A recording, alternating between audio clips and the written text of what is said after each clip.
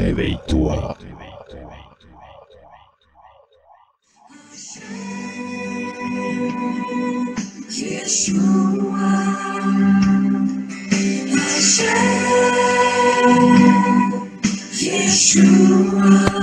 Bonsoir, bonsoir frères et sœurs, bienvenue pour ceux qui viennent de nous rejoindre. Alléluia, gloire à Dieu. Soyez les bienvenus, partagez cette vidéo. Alléluia. J'espère que vous êtes en forme ce soir. Dans la présence du Seigneur, nous allons partager un beau message ce soir. La justice de Dieu. Alléluia. Donc, je vous demanderai de partager pour faire bénéficier vos frères et sœurs. C'est un message très très profond et très important à comprendre. La justice de Dieu qui malheureusement n'est plus respectée, n'est plus mise en avant dans le monde, dans les nations en général. Donc, nous allons vraiment aller en profondeur pour connaître ce que c'est que la justice de Dieu. Le Seigneur va nous parler ce soir. Gloire à Dieu. Gloire à Dieu. Je bénis le Seigneur. Père, au nom de Yeshua, nous voulons te remercier pour la vie que tu nous as donnée. Merci pour ce privilège que tu nous donnes, Seigneur, d'être dans ta présence ce soir. Merci pour cette grâce que tu nous fais, Seigneur, de respirer cet air pur, de pouvoir être, Seigneur, dans ton corps, Seigneur, parce que nous sommes le corps de Christ. Merci, Seigneur, de nous avoir donné ton esprit pour comprendre ta parole. Nous voulons, Seigneur, que tu disposes nos cœurs, Seigneur. Nous voulons déposer toutes les distractions de côté. Seigneur, enseigne-nous ta pensée, enseigne-nous ta parole, enseigne-nous tes oracles. Nous voulons, Seigneur, nous soumettre à toi, Seigneur. Nous voulons nous humilier dans ta présence, mon Dieu, mon roi, afin que, Père éternel, tu puisses nous enseigner pour notre bien, pour notre édification, jusqu'à ce que tu reviennes, mon Dieu, mon roi. Au nom de Yeshua, je t'ai ainsi prié. Amen.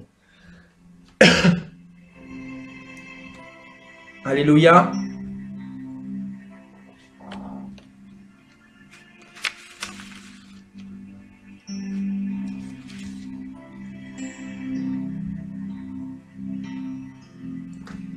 Gloire à Dieu.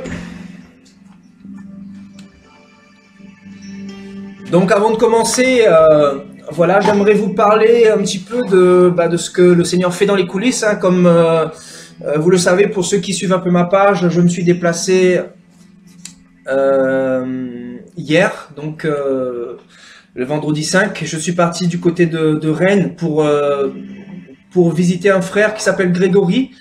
Ce frère, j'avais prié pour lui jeudi soir parce qu'il subit beaucoup d'attaques de sorcellerie.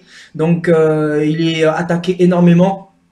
Et voilà, il n'en pouvait plus. Il me disait qu'il se sentait partir de son corps. Il se sentait mourir en quelque sorte parce qu'il subissait beaucoup d'attaques. Et donc, ce frère qui se nomme Grégory, il a cherché la délivrance un peu partout. Il est parti voir des prêtres. Il est parti voir des envoûteurs, soi-disant. Donc des envoûteurs qui se dit du Seigneur et qui travaillent avec le crucifix, qui travaillent avec des fétiches, si je puis dire, parce que voilà, aujourd'hui nous avons toutes sortes de guérisseurs et finalement Grégory n'a jamais trouvé la guérison. Donc on se pose la question, mais qu'est-ce qui se passe? Il y a quelque chose qui n'est pas normal, n'est-ce pas? Donc Grégory, qui était attaqué par la sorcellerie, il est parti voir des prêtres. Donc les prêtres qui l'ont également manipulé, à chaque fois c'était rebelote, c'était c'était toujours son cas s'empirait en fait. Donc voilà, il est parti voir des magnétiseurs, des guérisseurs, des voyants. En fait, il a essayé de chercher la guérison. Donc voilà, jusqu'à il y a quelques jours, une sœur l'a dirigé vers moi. Donc j'ai voulu en savoir un peu plus sur Grégory. J'ai voulu lui montrer que s'il voulait avoir sa guérison, il devait être établi dans le fondement de Jésus de Nazareth.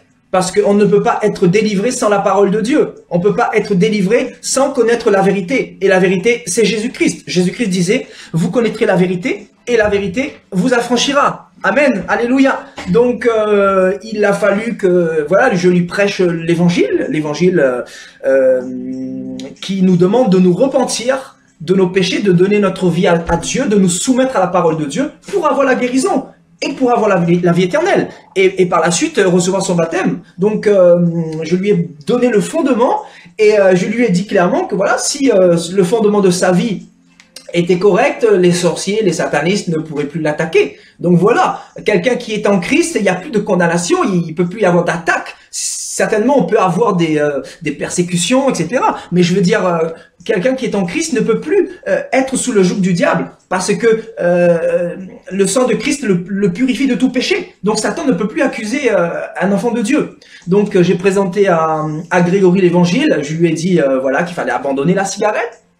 Chose qu'on ne lui a pas dit, notamment les prêtres qu'il a vus, ces soi-disant guérisseurs là, qui travaillent avec des crucifix. Donc on se demande, mais aujourd'hui c'est la confusion partout, c'est le désordre, c'est le dérèglement. On vient essayer de délivrer les gens, on ne présente pas l'évangile, on ne regarde pas comment dire, l'état des cœurs des personnes, on ne regarde pas leur vie spirituelle, on ne regarde pas s'ils sont dans le péché, et on vient essayer de délivrer. Donc aujourd'hui c'est la confusion. On se dit, mais on est en 2017 et c'est pas étonnant que tous ces faux prophètes, tous ces fils du diable, en fait, sont en train de voilà de faire perdre le temps à toutes ces personnes, frères et sœurs, parce qu'il n'y a pas le fondement. Le fondement, c'est quoi? C'est Jésus. C'est la pierre angulaire, c'est le roc. Donc, j'ai dit à Grégory clairement que la cigarette, il fallait arrêter ça, parce que si je prie pour toi et que Dieu te délivre, et que tu fumes encore, les démons vont revenir, ou les attaques vont revenir. Parce que le diable ne peut pas attaquer quelqu'un si les portes sont fermées. Mais si nos portes spirituelles sont ouvertes, forcément, nous sommes une proie pour le diable. Parce que le diable ne peut que rentrer par le péché. Donc, je lui ai présenté le fondement, je lui ai dit que voilà, la musique du monde, le métal, tout ça, vu qu'il écoutait du métal, etc. Je lui ai dit que c'était pas bon. Je lui ai dit qu'il fallait que voilà, qu'il fasse une vraie repentance.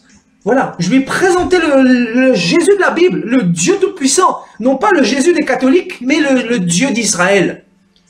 Même si ce message est dur, même si le message du Dieu Tout-Puissant est dur, mais c'est le message qui sauve.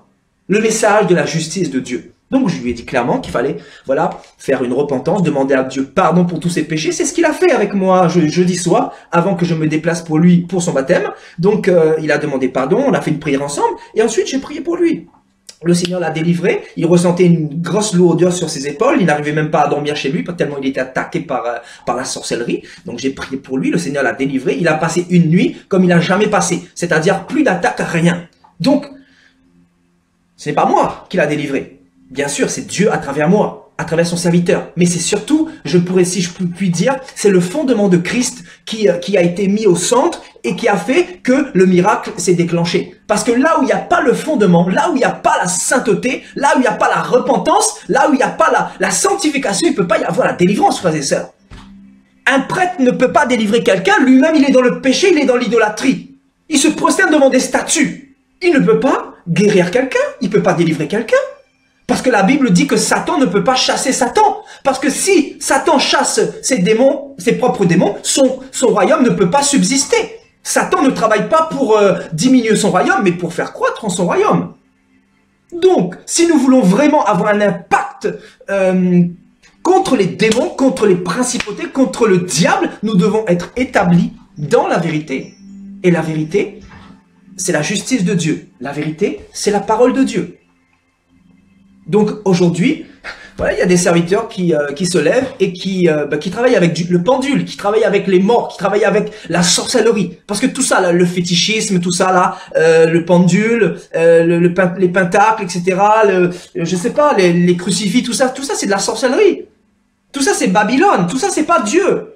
C'est pour cela que aujourd'hui, c'est la confusion. C'est pour cela que je veux vraiment inviter les personnes à lire leur Bible. Surtout, notamment, je sais qu'il y a beaucoup de catholiques qui recherchent la vérité, notamment comme cette sœur Laurence. En fait, c'est cette sœur Laurence qui nous suivait cette année. Et en fait, c'est quelqu'un qui était ancré dans le catholicisme. Et elle était venue suivre nos enseignements. Et les enseignements étaient tellement la dérangeaient tellement. Parce que l'enseignement de Jésus part à l'encontre du catholicisme. Donc, ce qui fait qu'elle a commencé à être animée d'un mauvais zèle. Donc, je l'avais bloquée. Et récemment, elle était venue me voir pour me dire, voilà, je te demande pardon parce que mes yeux se sont ouverts, etc. Donc, le Seigneur est en train de faire une œuvre, notamment chez les catholiques. Notamment cette semaine, voilà, j'ai prié pour pas mal de personnes qui sont issues du catholicisme et je me rends compte que le Seigneur est en train de réveiller de plus en plus de personnes, frères et sœurs. Amen. Donc voilà, Grégory me disait qu'il partait dans les églises pour dire ses péchés aux prêtres, mais il continue dans le péché de l'autre côté, dans la cigarette, tout ça. C'est pas ça l'évangile. L'évangile, c'est pas ça. L'évangile, c'est quand on dit ses péchés, ce n'est pas déjà au prêtre, parce que le prêtre lui-même, il a des péchés. Donc quand on dit ses péchés, on va dans notre chambre, selon Matthieu chapitre 6, on dit nos péchés devant notre Père, qui est là dans le lieu secret, Jésus de Nazareth, et il nous entend et il nous pardonne. Et nous ne recommençons plus ces mêmes péchés. Donc voilà, c'est ça Jésus. Jésus n'est pas dans le mélange, Jésus n'est pas dans le paganisme. Donc en fait, il faut remettre un peu, les gens dans le fondement. Parce que nous sommes à la fin des temps. Satan est partout. Satan a emmené des doctrines de démons partout. Satan a pollué l'Église en général. Il a voulu polluer l'Église de Christ, mais l'Église de Christ n'est pas polluée. Parce que les vrais enfants de Dieu ne se mélangent pas avec les ténèbres, avec les doctrines de démons. Les vrais enfants de Dieu ne se mélangent pas avec les idoles. Parce que ceux qui adorent des idoles, etc., ne sont pas enfants de Dieu. Ils ne sont pas convertis, la Bible le dit clairement. Voilà. Donc, il n'y a pas de plusieurs méthodes de dire les choses. La seule méthode de dire les choses, c'est la parole de Dieu. Voilà. Amen. Et c'est là que se fait connaître les enfants du diable et les enfants de Dieu. Ceux qui appartiennent à Jésus, ce sont ceux qui mettent la parole en pratique. Et ceux qui appartiennent aux malins, ce sont ceux qui suivent les traditions, la culture, les ancêtres, etc. Nous aussi, nous étions catholiques hier. Et Dieu nous a sauvés par sa grâce. Et nous avons voulu aussi aller plus loin. Nous avons ouvert la Bible. Nous avons demandé à Dieu la vérité.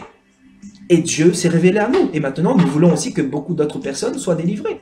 Donc, j'ai prié aussi pour une sœur qui s'appelle Catherine, donc dans le catholicisme, malade, attaquée comme pas possible. Elle a vu des prêtres, elle a vu toutes sortes de personnes. Et voilà, quand j'ai discuté avec elle, elle a un chapelet dans son cou. Chez elle, certainement, il y a des photos de Jésus, tout ça. Donc je lui ai dit, tout ça, c'est pas bon, ma sœur, tout ça, c'est la sorcellerie. Tu as essayé de prier Marie, regarde, qu'est-ce que Marie a fait pour toi. Ton cas est encore plus pire. Donc Marie ne peut pas entendre tes prières. La Bible dit qu'il y a un seul intermédiaire, un seul médiateur entre Dieu et les hommes. C'est Jésus-Christ. Ce n'est pas Marie, ce n'est pas Joseph. Tout ça, c'est un tissu de mensonges. Tout ça, c'est le diable qui l'a emmené pour vous emmener en enfer. Tout simplement. Donc, je lui ai dit clairement, il faut, ma soeur, que tu enlèves ça. Si tu veux que Dieu fasse quelque chose pour toi, il faut que tu enlèves ça. Que tu demandes pardon à Dieu pour tous ces fétiches-là, pour toutes ces croix, pour toutes ces chapelets, pour toutes ces prières que tu as dit à d'autres divinités. Parce que la Bible dit que nous devons prier que Jésus seul, et non pas le rosaire, et non pas, la Sainte Vierge, tout ça. Tout ça, c'est un tissu de mensonges. La Bible ne nous parle pas de ça. Amen. Donc le diable qui est tellement malin, qui est tellement rusé, vous a donné des apparitions soi-disant de la Vierge Marie. La Bible dit qu'il se déguise en ange de lumière pour vous tromper, pour vous séduire. Regardez comment Satan a séduit Ève. Vous pensez que Satan... En fait, vous avez trop minimisé Satan. Satan, il est fort. Satan, il est capable de tout pour vous emmener en enfer. Vous croyez quoi? La Bible dit qu'il est descendu car il est animé d'une grande colère. Le monde présent appartient à Satan. La Bible dit que le monde entier est sous la puissance de Satan. Donc, quand la Bible dit le monde entier, c'est aussi les églises. Et oui, Satan est dans les églises aujourd'hui parce que les païens l'appartiennent déjà. Maintenant, qu'est-ce qu'il veut? C'est mettre la confusion, la division dans l'église de Christ. Et l'église de Christ, c'est quoi? C'est nous. L'église de Christ, ce n'est pas le bâtiment. Parce que Jésus ne reviendra pas prendre une cathédrale, mais Jésus reviendra prendre les vrais enfants de Dieu qui ont marché selon sa parole, qui ont marché dans l'obéissance. Une église sans tache, ni ride et irréprochable. Tout simplement. La Bible dit, Jésus disait dans Jean chapitre 12 verset 48, « Si vous n'écoutez pas mes paroles, au jugement dernier, ce n'est pas moi qui va vous juger, mais c'est ma parole qui va vous juger. » Dieu va regarder ce qui est écrit dans sa parole. Et dans sa parole, il est écrit quoi? Tu ne te prosterneras pas devant des dieux faits de main d'homme. Des dieux qui ne peuvent respirer, des dieux qui ne peuvent entendre, des dieux qui ne peuvent voir, des dieux qui ne peuvent parler, des dieux qui ne peuvent pas exaucer ta prière, des dieux faits de main d'homme. Tout simplement. C'est écrit dans la parole. Et beaucoup font le contraire. Et quand tu les reprends, ils ne veulent pas se laisser reprendre parce que ils ont été séduits, parce qu'ils ont été trompés, parce qu'ils ont été envoûtés, parce qu'ils ont un voile sur leurs yeux. Donc, nous allons continuer à dire la vérité. C'est pas parce que cela vous choque que voilà, nous allons nous abstenir de vous dire la vérité, parce que la vérité sauve, la vérité affranchit, la vérité libère, la vérité délivre, frères et sœurs. Amen. Donc voilà, j'ai rencontré pas mal de catholiques et bientôt je vais aussi faire des baptêmes là de certains catholiques là. Donc j'ai hâte en tout cas. Je me dis, le Seigneur est en train de vraiment de sauver beaucoup de personnes. Et voilà, je suis dans la joie parce que je vois que cette année 2018 là, il y a quelque chose qui est en marche, là, qui est enclenché.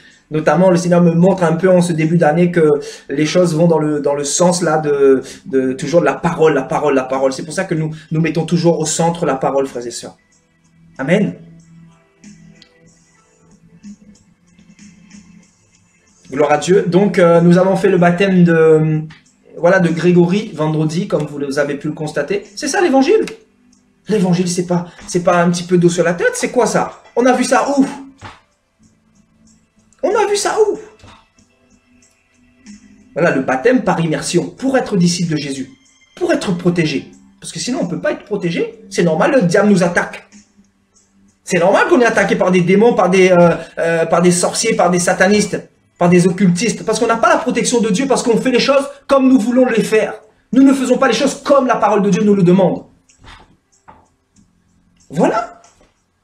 Nous, les enfants de Dieu, on n'est pas attaqués. Hein. Nous, on ne peut pas nous attaquer comme ça. C'est nous qui avons l'autorité d'écraser le diable. C'est nous qui chassons les démons. Et les démons se taisent au nom de Yeshua. Parce que nous avons reçu le feu, le mandat, la puissance pour les chasser. Parce que nous sommes dans la vérité. Parce que nous ne marchons pas dans la compromission, dans les ténèbres. Parce que nous ne nous mélangeons pas avec le paganisme, avec les fausses doctrines. Amen. Voilà, j'aimerais vous parler aussi de Anastasia de Belgique, hein, donc une ancienne catholique. Voilà, elle est venue sur Paris avec des amis de la Belgique pour se faire baptiser. Donc, pareillement, je les ai apporté le fondement. Le fondement, c'est quoi? Le fondement, c'est l'évangile pur. L'évangile qui dit qu'il ne faut pas prier d'autres médiateurs ou médiatrices que Jésus. Le fondement qui dit que nous ne devons pas, utiliser des crucifix, des vierges, etc. Parce que tout ça, c'est le mensonge. Donc, je l'ai apporté le fondement, ainsi que les personnes qui l'avaient accompagné, donc qui étaient venues pour le baptême de la Belgique. Et donc voilà, nous avons prié ensemble. Et nous avons fait leur baptême. Et cette sœur Anastasia m'envoie un message tout à l'heure en me disant, parce qu'elle avait des problèmes au niveau de ses genoux gonflés continuellement. Elle avait du mal quoi à marcher, tout ça, parce que elle avait des choses dans les jambes en fait. Elle avait des attaques, ça gonflait, tout ça. Donc elle était partie voir soi-disant des pasteurs du Congo, des prêtres, tout ça, enfin des prêtres il me semble, donc qui ont prié pour elle. Elle me disait les prêtres ont beaucoup prié pour elle, et plus les prêtres priaient pour elle, plus sa situation s'empirait. C'est normal. C'est normal que sa situation ne pouvait que empirer, parce que les prêtres travaillent avec les démons. Les prêtres ne sont pas de Jésus. Que cela puisse vous choquer ou pas, je vous dis la vérité. Quelqu'un qui se prosterne devant des idoles, il appartient au diable, tout simplement. Quelqu'un qui se prosterne devant des statues, il ira dans le lac de feu s'il ne se repent pas. C'est écrit dans la parole. Les idolâtres iront dans le lac de feu. Apocalypse chapitre 21 verset 8. Donc sa situation n'a fait que s'empirer. Ce qui fait que voilà, quand elle est venue ici, elle m'a fait un petit peu part de ses problèmes. Je lui ai imposé les mains, j'ai prié pour elle et elle me disait que le lendemain, plus de problèmes depuis son passage ici, depuis son baptême, plus de problèmes, les douleurs ont disparu, elle est en joie. Tout à l'heure, elle souriait, je l'ai appelée, elle était voilà, elle était dans la joie quoi. Et donc c'est merveilleux, c'est un beau témoignage. Voilà, Dieu fait encore des miracles, frères et sœurs. Et donc voilà ce que j'avais un petit peu à dire par rapport à ça. Gloire à Dieu. Alléluia. Donc nous allons passer à l'essentiel, au plus important, donc la parole de Dieu.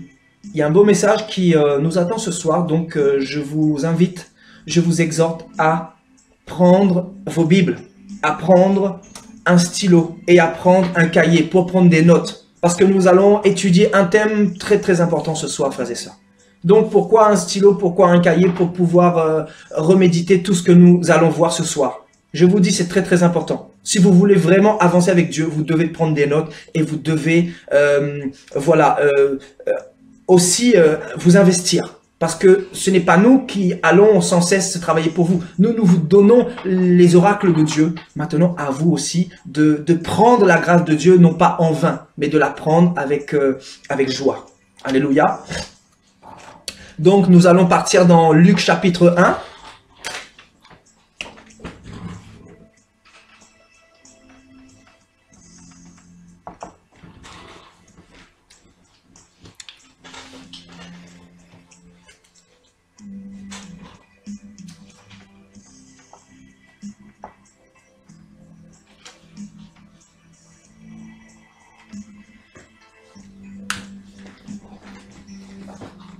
Donc, invitez vos amis, hein, c'est vraiment un enseignement très très profond ce soir.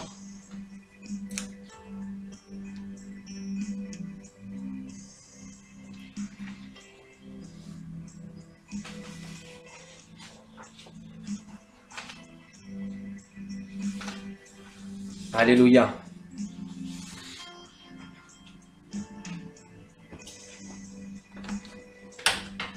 Donc, vos Bibles, frères et sœurs, Luc chapitre 1,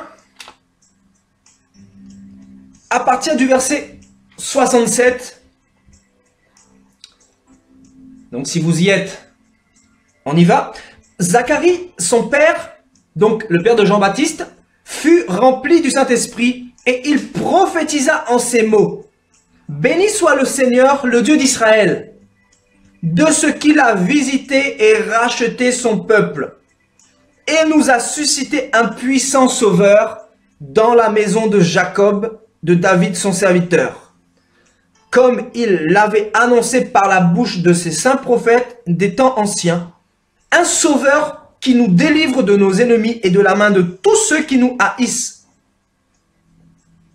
C'est ainsi qu'il manifeste sa miséricorde envers nos pères, et il se souvient de sa sainte alliance selon le serment par lequel il avait juré à Abraham, notre père, de nous permettre, après que nous serions délivrés de la main de nos ennemis, de le servir sans crainte en marchant devant lui dans la sainteté et dans la justice tous les jours de notre vie.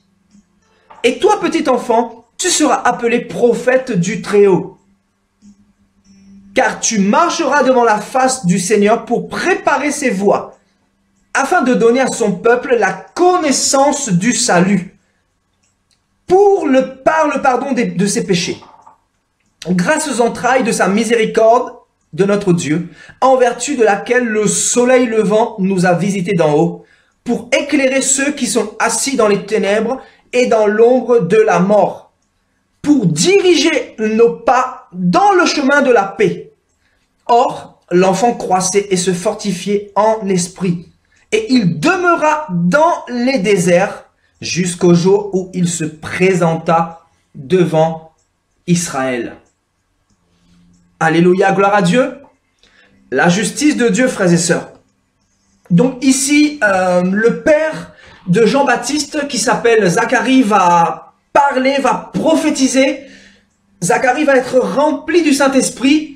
et il va reconnaître un certain nombre de choses ici.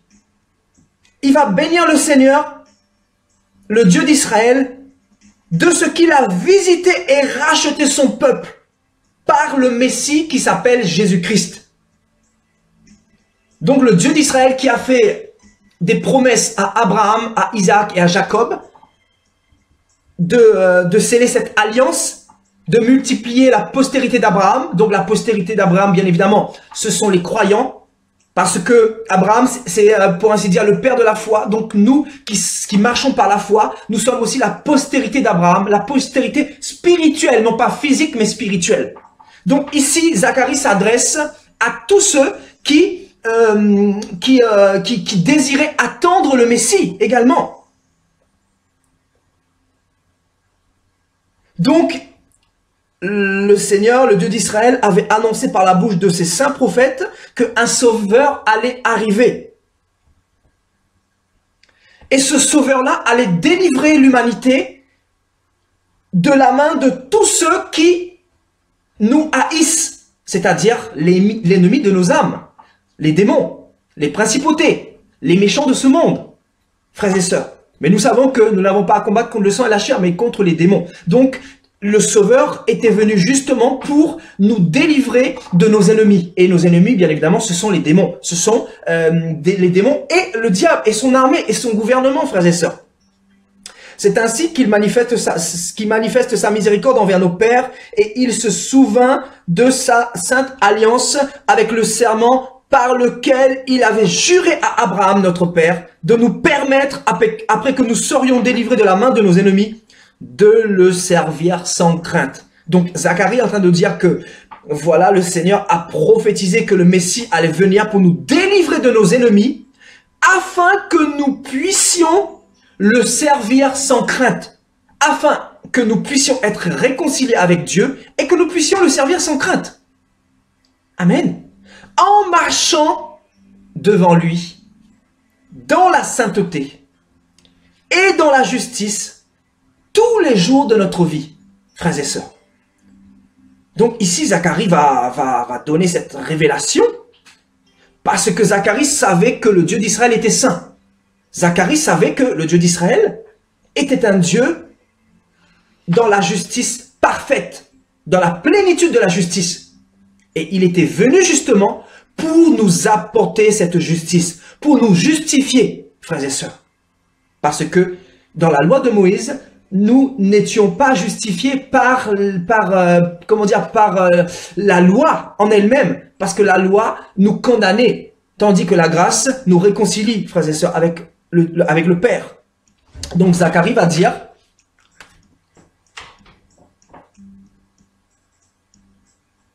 que Dieu nous a donné Jésus-Christ pour que nous puissions le servir sans crainte.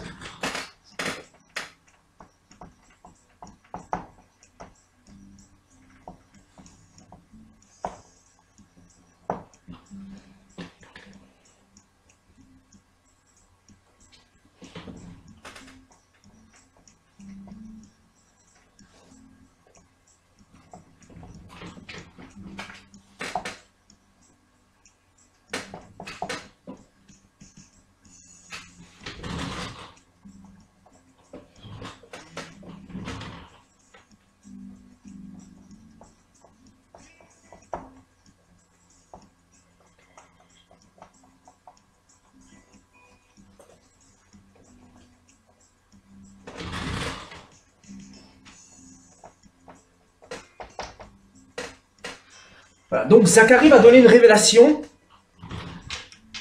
capitale et il va dire que Dieu va nous permettre de le servir sans aucune crainte.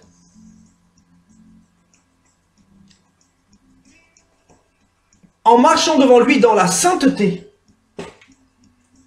et dans la justice tous les jours de notre vie. Donc Zacharie avait la connaissance que Dieu était un Dieu de justice. Dieu était un Dieu qui était saint. Zacharie avait la connaissance que l'homme était contaminé par le péché, que l'homme était déconnecté de son Créateur, de par la désobéissance dans le Jardin d'Éden, notamment dans Genèse 3. Et ici, la justice, frères et sœurs, en grec, la justice en grec veut dire...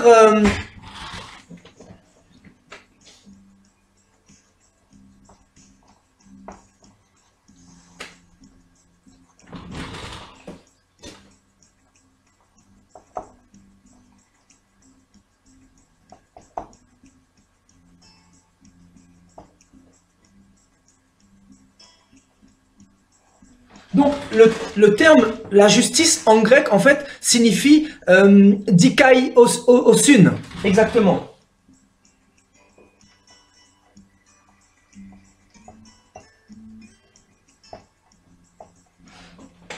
Donc, je fais quelques recherches, en fait, pour savoir pourquoi ce terme n'apparaît pas dans la loi de Moïse.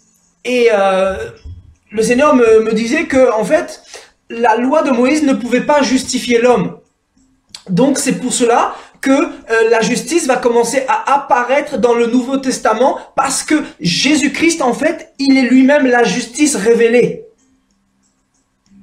Parce que la loi, nous dit la Bible dans Galates chapitre 3, que la loi était un pédagogue. La loi, c'était dans le but de nous préparer, de nous préparer à rentrer dans l'alliance éternelle. Parce que la Bible nous dit que la loi ne pouvait pas nous donner la vie éternelle. La loi était mise en place pour les méchants, pour les pécheurs, pour les injustes, justement. Pour les emmener dans les sentiers de la justice. Pour les emmener dans les sentiers de la droiture. Amen. Donc, Galates chapitre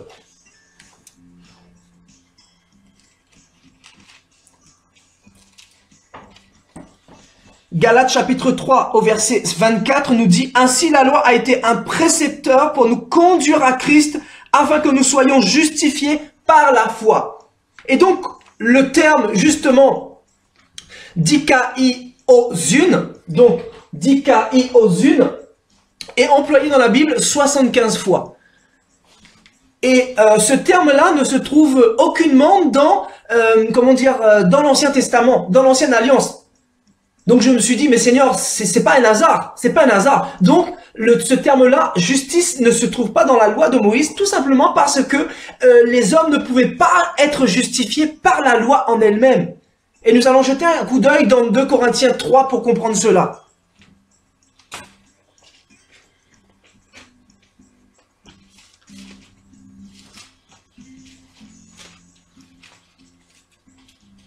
« 2 Corinthiens 3 au verset 7.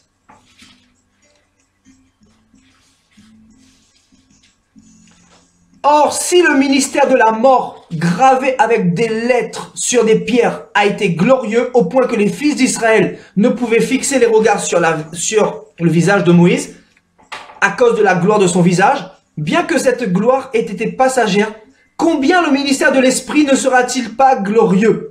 Donc, on nous parle du ministère de la mort. Donc, la loi de Moïse, en fait, c'était le ministère de la mort. Ça ne donnait pas la vie éternelle. C'est-à-dire les prophètes, que ce soit Abraham, Isaac, Jacob, Ésaïe, Ézéchiel, les juges, etc. S'ils mouraient comme ça, ils allaient dans le séjour des morts. Dans la partie du royaume des ténèbres. Bien qu'ils étaient dans le repos, ils étaient dans le repos, pas comme les pécheurs qui mouraient qui mouraient en désobéissance à la loi de Moïse. Donc il y avait 2 parties dans le séjour des morts. Il y avait la première partie, c'est la partie où les justes partaient, donc Abraham, Isaac, Jacob, pour attendre le Messie justement. Et l'autre partie, c'est la partie où les pécheurs allaient, donc ceux qui étaient rebelles au commandement, aux lois que Dieu a données à Moïse. Amen. Donc on nous dit que la loi de Moïse, c'était le ministère de la mort.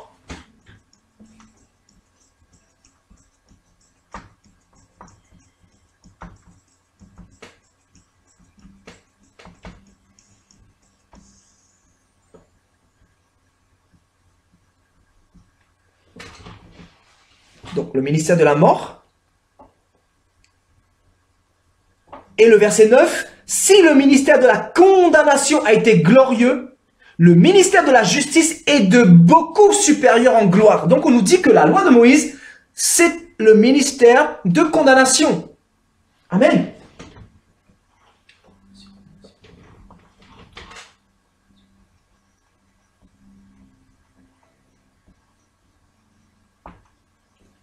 Donc si ce terme dikaiosun ne se trouve pas dans la loi de Moïse, c'est simplement parce que les hommes n'étaient pas justifiés par la loi de Moïse. Littéralement, il n'y avait pas un juste avant que le Messie arrive. Il n'y avait pas un juste. Parce que la Bible nous emploie ce terme-là en 85 fois de Matthieu à Apocalypse et pas en une seule fois de Genèse à Malachie.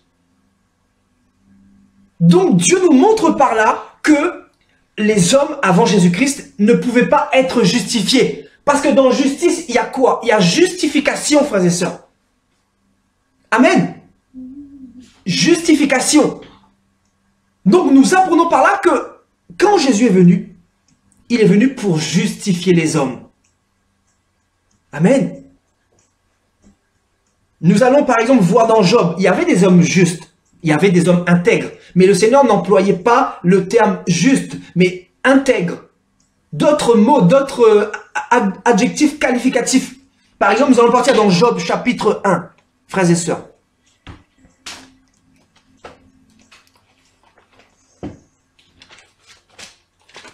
Quand Satan va essayer d'accuser Job qui était un homme intègre, un homme qui n'était pas dans la rébellion au commandement de Dieu. Job qui était un homme qui marchait selon le cœur de Dieu. Donc Job chapitre 1 au verset 8. On va lire à partir du verset 7. L'Éternel dit à Satan, d'où viens-tu? Et Satan répondit à l'Éternel, de parcourir la terre et de m'y promener. L'Éternel dit à Satan, as-tu remarqué mon serviteur Job? Il n'y a personne comme lui sur la terre. C'est un homme intègre et droit, craignant Dieu et se détournant du mal. Donc Dieu va dire que Job était un homme intègre, un homme droit, et c'était un homme qui craignait Dieu. Mais le Seigneur ne va pas dire Job était un homme juste. Parce que Job, même s'il était intègre, même s'il était droit, même s'il craignait Dieu, il n'était pas considéré juste devant Dieu. Parce que la justification, c'est en Jésus-Christ. Parce que Job était aussi dans le ministère de la mort. Job était dans le ministère de la condamnation. Bien qu'il ait été droit, bien qu'il craignait Dieu, frères et sœurs. Donc ici, on n'a pas utilisé le terme en grec dikaizo. J'ai un petit peu du mal à exprimer ce terme-là. Donc, dikaiozun. Donc, pourquoi dans Job 1, le Seigneur n'a pas employé ce terme? C'est tout simplement parce que Job ne pouvait pas être justifié par la loi de Moïse. Bien qu'il mettait en pratique les 613 lois, parce que dans la loi de Moïse, il y a plus exactement 613 lois. Donc, bien que Job mettait tout en œuvre, mais s'il mourait comme ça, il ne pouvait pas être sauvé. Il fallait qu'il attende que le Messie arrive, afin que le Messie descende justement dans le séjour des morts. Parce que la Bible dit que Jésus est descendu 3 jours dans le séjour des morts, avant d'être ressuscité. Donc pendant 3 jours, il est parti délivrer Abraham, Isaac, Jacob, Ésaïe, Ézéchiel. Il est parti délivrer les 12 princes. Il est parti délivrer tous ceux qui ont marché dans l'intégrité de la parole de Dieu. Les rois qui ont marché dans l'intégrité de la parole de Dieu. Daniel, etc. Tous les Amos, voilà, tous les prophètes de la Bible en fait. Amen, alléluia. Donc au Job chapitre 2, au verset 2, l'Éternel dit à Satan, d'où viens-tu? Et Satan répondit à l'Éternel, de parcourir la terre et de m'y promener. L'Éternel dit à Satan, as-tu remarqué mon serviteur Job? Parce que Satan va vouloir accuser Job une deuxième fois. Et Jésus va dire, Dieu va dire à Satan, as-tu remarqué mon serviteur Job? Il n'y a personne comme lui sur la terre. C'est un homme intègre sur la terre. C'est un homme craignant Dieu et droit et se détournant du mal.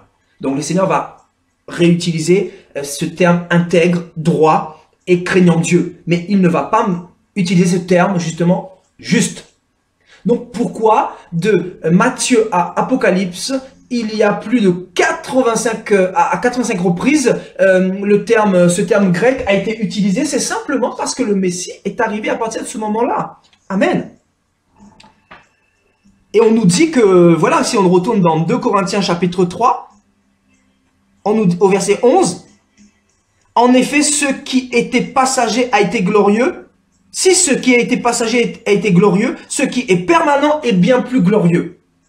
Donc ce qui a été passager, si ce ministère a été glorieux, donc notamment la loi de Moïse, tout ça, le ministère de Moïse, à combien plus forte raison le ministère permanent que Jésus-Christ est venu établir est d'autant plus glorieux.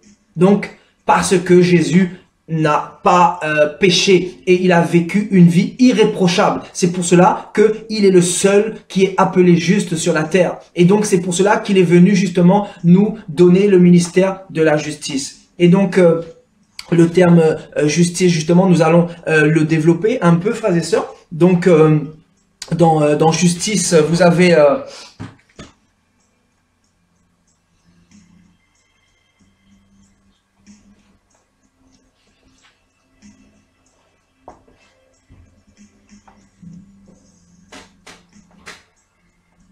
Donc voilà, j'ai relevé quelques... donc droiture, pureté.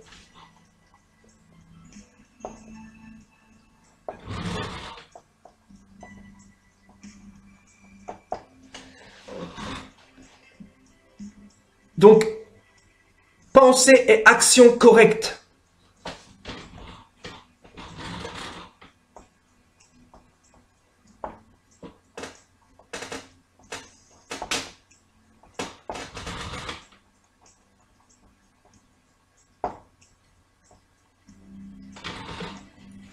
Amen.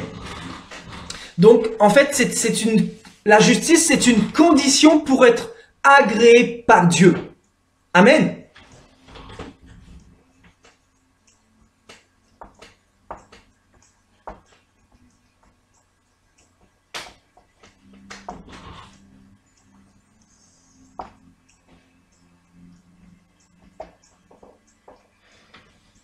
Et nous savons qu'il n'y a pas un juste sur la terre.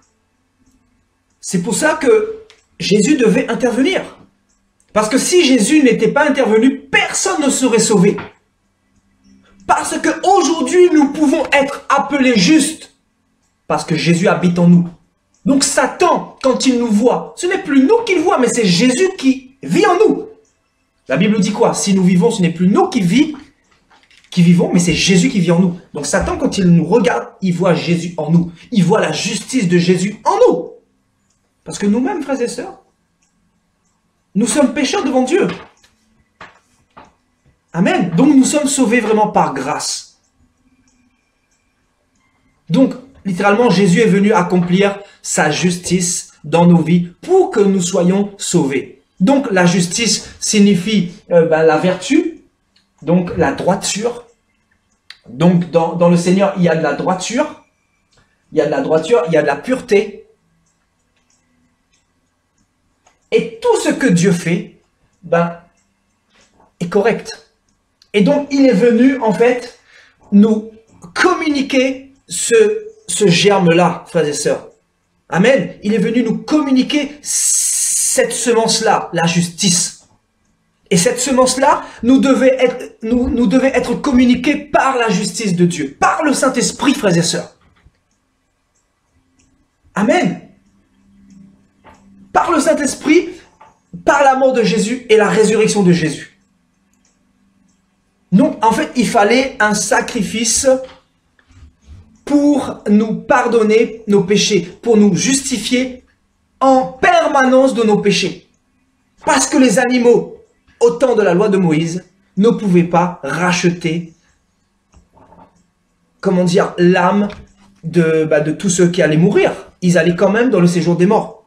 Donc il fallait vraiment que Jésus vienne. Il fallait vraiment qu'un sacrifice permanent puisse prendre la place afin que voilà, nous soyons justifiés. Amen. Alléluia. Donc nous apprenons que la justice, c'est toutes ces choses. C'est l'action d'être dans la pureté, dans la droiture, dans la vertu, et d'avoir des pensées et des actions correctes. Et Jean-Baptiste va dire ici, Zacharie, le père de Jean-Baptiste, dans Luc 1, il va avoir la révélation, parce que il va employer ce terme-là dans...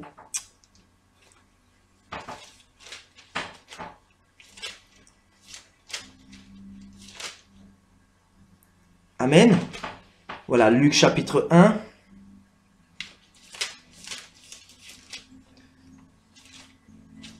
Donc, dans son cantique, il va employer ce terme-là. Et ça, c'est très fort. Parce que Zacharie attendait aussi la justification.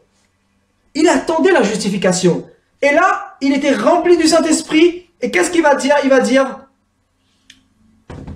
c'est ainsi qu'il manifeste au verset 72 sa miséricorde envers nos pères, et il se souvient de sa sainte alliance, selon le serment par lequel il avait juré à Abraham, notre père, de nous permettre, après que nous serions délivrés de la main de nos ennemis, de le servir sans crainte, en marchant devant lui dans la sainteté et dans la justice, tous les jours de notre vie. En fait, le but de notre Dieu, il faut comprendre que le but de notre Dieu a toujours été que nous soyons dans sa justice. Amen. Je vais vous schématiser quelque chose pour que vous compreniez ce que Zacharie est en train de dire ici. Alléluia. Regardez.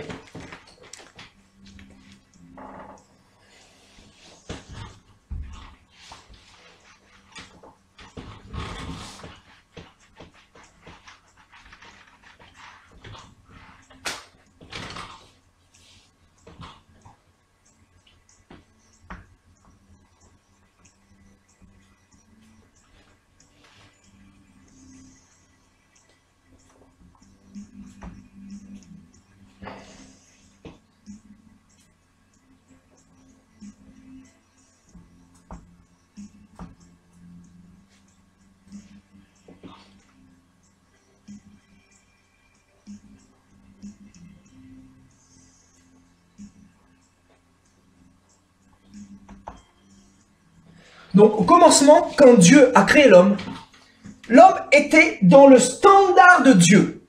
C'est-à-dire, l'homme était sur la même lignée que Dieu. L'homme était purifié comme Dieu. L'homme connaissait que le bien. Il n'avait pas la connaissance du bien et du mal. En fait, l'homme était dans la justice de Dieu. Donc, Dieu a créé l'homme parfait.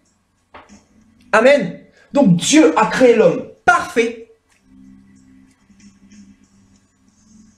Donc l'homme était justifié par Dieu. Parce que Dieu n'a pas créé un homme imparfait. Il avait créé un homme parfait avec sa semence. Parce que Dieu, quand il a soufflé dans les narines de l'homme, il a soufflé sa justice. Il a soufflé l'obéissance. Il a soufflé l'intégrité. Il a soufflé la pureté. Il a soufflé la crainte de Dieu. Il a soufflé les pensées et les actions correctes dans les narines de l'homme. Il a soufflé la vertu dans l'homme. Il a soufflé la perfection dans l'homme. Il a soufflé la sainteté dans l'homme. Il a soufflé, la pureté dans l'homme, frères et sœurs. Et quand l'homme va chuter, dans Genèse 3, quand Satan va tenter Ève et Adam, qu'est-ce qui va se passer, frères et sœurs? Qu'est-ce qui va se passer? Regardez.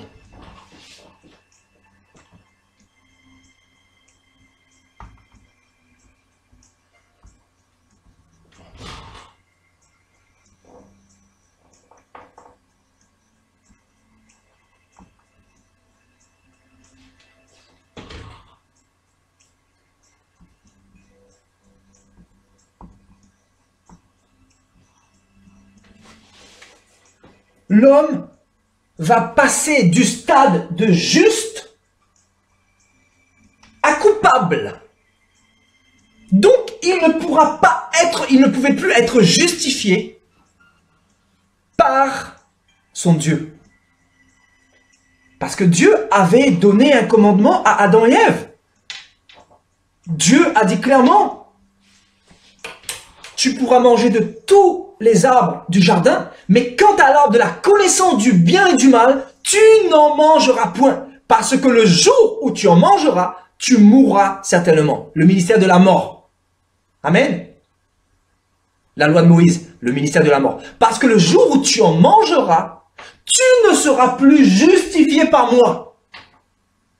Dans la justice, il y a quoi? Il y a la justification. Et quand on est justifié, il y a la vie en nous qui coule en abondance. Et quand Adam et Ève vont désobéir, qu'est-ce qui va se passer? L'homme va passer de la vie éternelle à la limitation.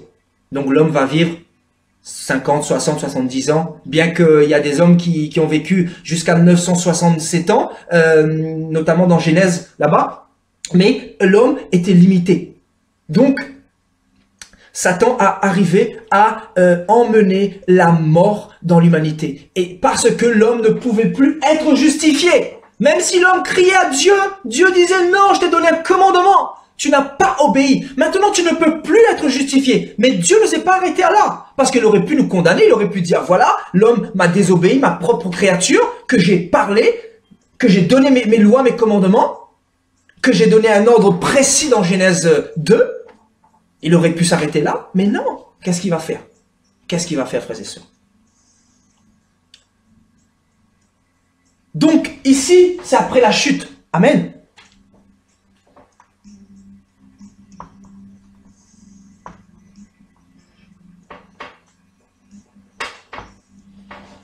Après la chute, qu'est-ce que Dieu va faire pour ramener l'homme dans la justice? Il va dans un premier temps, voilà, nettoyer le monde. Nous savons qu'il a nettoyé le monde sous Noé. Il a détruit le monde par les eaux du déluge pour justement essayer de faire émerger une justice meilleure. Parce que les hommes d'avant Noé, là, de la génération de Noé, là, étaient corrompus, étaient contaminés.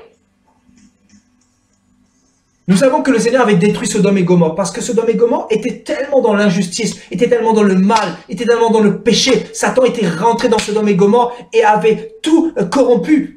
Donc Dieu ne pouvait plus voir cet état d'injustice, cet état de méchanceté. Parce que certainement, dans Sodome et Gomorrhe, il y avait les riches qui piétinaient les pauvres. L'injustice, frères et sœurs.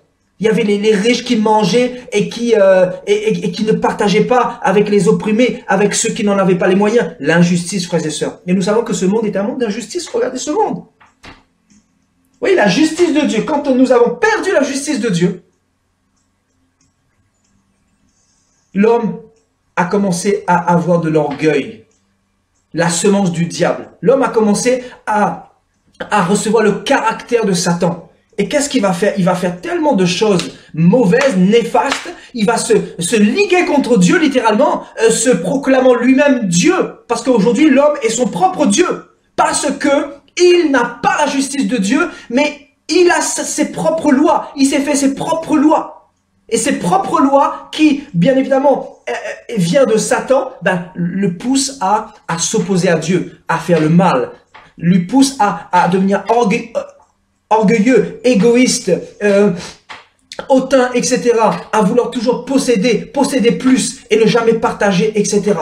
Voilà la condition de l'homme aujourd'hui, en 2017. Donc l'homme est complètement corrompu jusqu'à l'os, frères et sœurs. Donc, après la chute, voilà, Dieu va faire émerger petit à petit, notamment par la loi de Moïse qui était un pédagogue. Mais avant cela, voilà, il a voulu refaire le monde, notamment par Noé, pour faire émerger une nouvelle génération. Une nouvelle génération avec le cœur moins endurci, avec le cou moins raide, pour former cette génération-là. Et qu'est-ce que Dieu va faire après Noé? Voilà, il y a une nouvelle génération qui va naître et ensuite il va susciter Moïse pour aller sortir Israël de la servitude, de la dure servitude. Et c'est à partir de là que par Moïse sur le mont Sinaï, il va commencer à donner les lois. C'est-à-dire les lois qui avaient pour but de ramener l'homme dans la justice de Dieu. Parce que l'homme était complètement dans l'injustice. L'homme était sans loi. L'homme était sans loi, était corrompu, il n'avait pas de repère. En fait, quand tu n'es pas dans la justice, tu es sans repère.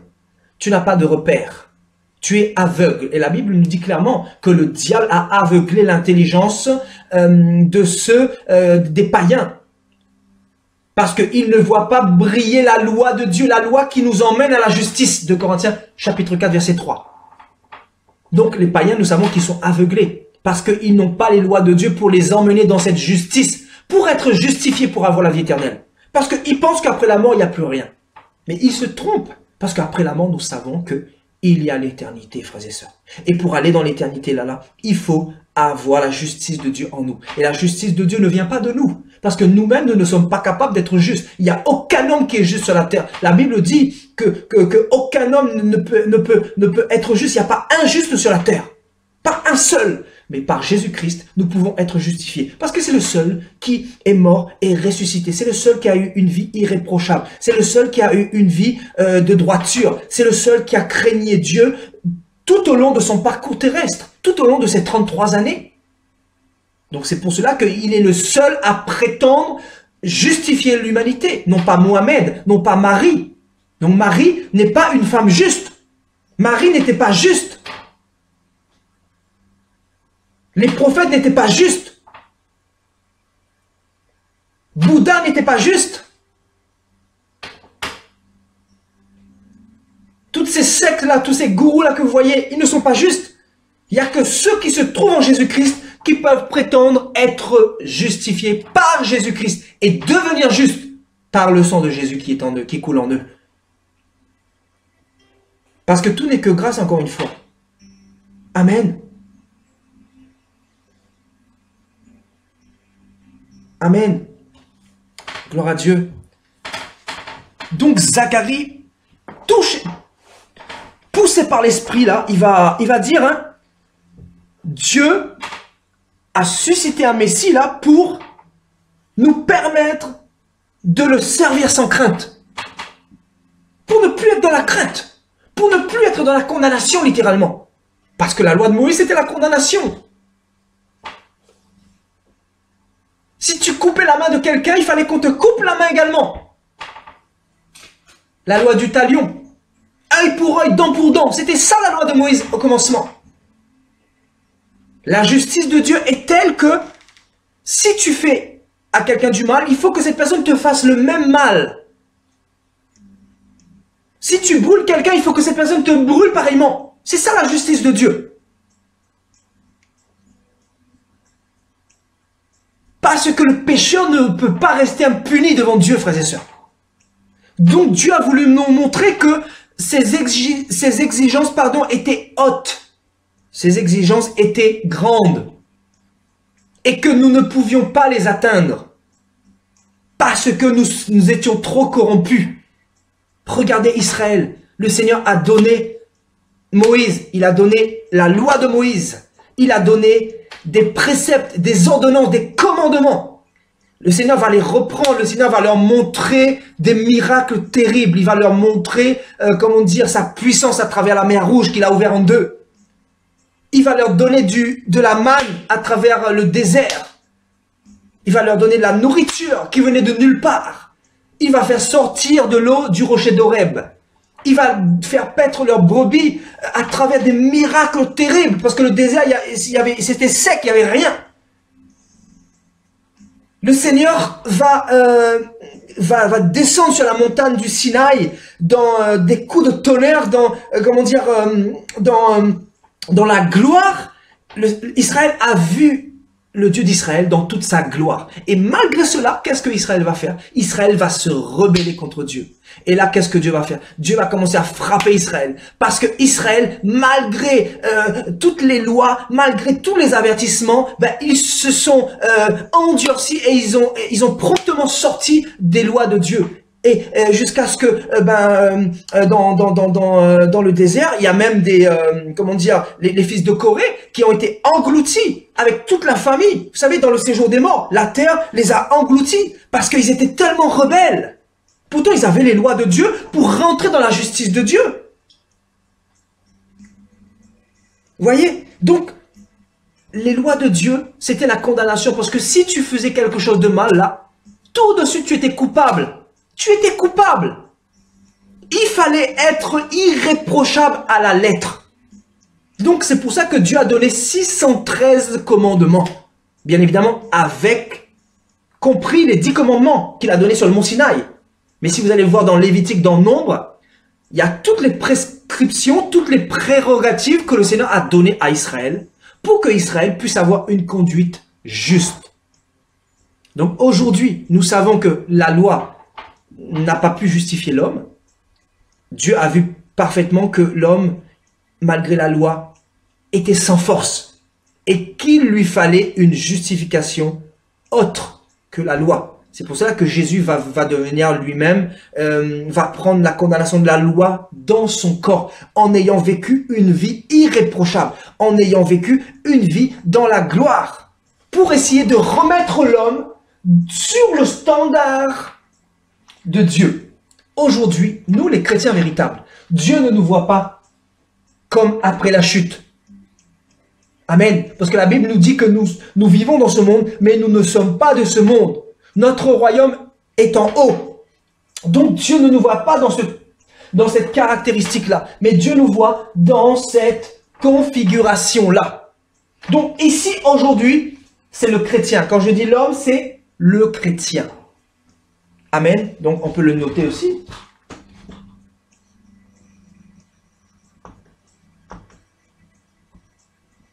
Parce que la Bible va dire dans Romains 8, il n'y a plus de condamnation pour celui qui est en Christ. Parce que Jésus est notre justice. Parce que le diable, quand il veut nous condamner, toi qui as Jésus, le diable qui veut te condamner, parce que la Bible dit qu'il est l'accusateur.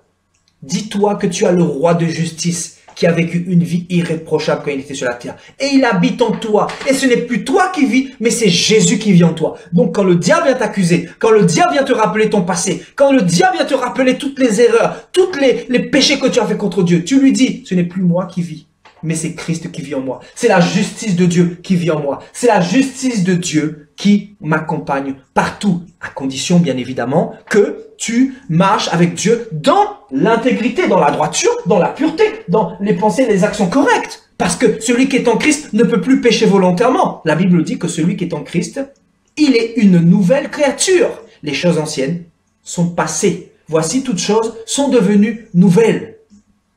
Parce que cette personne qui est disciple de Christ est passée par les eaux du baptême. Les eaux du baptême qui symbolisent la mort et la résurrection. La mort et la résurrection. Donc quelqu'un qui est sorti des eaux du baptême, il ne peut plus être condamné par l'ennemi. C'est pas possible. Parce qu'il est une nouvelle créature. Parce qu'il est déjà dans le ciel. On ne peut pas condamner un ange. On ne peut pas condamner Jésus. Il est dans la gloire. Nous sommes dans la gloire avec Jésus-Christ dans le ciel. Même si vous nous voyez ici sur la terre, mais nous sommes déjà avec le Seigneur dans les cieux. Spirituellement, la Bible nous dit que nous sommes assis en Christ dans les lieux célestes. La Bible nous dit, nous sommes assis en Christ dans les lieux célestes. C'est-à-dire, nous sommes dans ce monde simplement pour exercer un ministère. Parce que nous sommes la lumière du monde. Nous sommes ici pour sauver des âmes, pour leur transmettre aussi cette justice. Parce que ce monde, frères et sœurs, part tout droit dans une 3e guerre mondiale, comme vous le savez. Ce monde est dans le chaos, parce que c'est un monde sans loi, qui méprise Dieu. C'est un monde antichrist. C'est un monde qui n'a plus de vertu. C'est un monde qui n'a plus de droiture. Un monde qui n'a plus de pureté. Un monde qui est dans les pensées et les actions incorrectes. Abominables. Amen. Donc, C'est un monde qui n'est plus agréé par Dieu. C'est pour cela que le monde et tout ce qu'il renferme sera jeté, sera détruit. Détruit, sera brûlé par le feu. Parce que l'injustice devant Dieu ne peut pas triompher, frères et sœurs. Vous devez le comprendre. Le Dieu d'Israël, ce n'est pas le petit Jésus des catholiques. C'est le Dieu de gloire, c'est le feu dévorant. C'est le Dieu qui a frappé 23 000 personnes dans le désert par-ci, 22 000 par-là. C'est le Dieu qui a frappé parce qu'on a désobéi à ses commandements. Aujourd'hui, si nous étions encore dans la loi de Moïse là, ça fait longtemps que vous seriez plus de ce monde. Moi aussi, moi qui a péché hier, moi qui avais des femmes, moi qui étais dans l'alcool, tout ça, ça fait longtemps que Dieu m'aurait détruit. Parce que nous ne sommes pas meilleurs qu'eux. Hein. Nous ne sommes pas meilleurs qu'eux, hein, frères et sœurs. Nous sommes sauvés que par grâce. Donc laissez-moi vous dire que si Dieu ne détruit pas ce monde, c'est parce qu'il a fait des promesses à Abraham, à Isaac et à Jacob. Donc la postérité d'Abraham, que nous sommes par la foi. Donc Dieu nous voyait à travers Abraham. Donc, il fallait que l'Église vienne, la lumière du monde. Il fallait que l'Église soit établie sur la terre. Vous savez pourquoi l'Église est venue? Vous savez pourquoi Dieu a donné l'Église à l'humanité?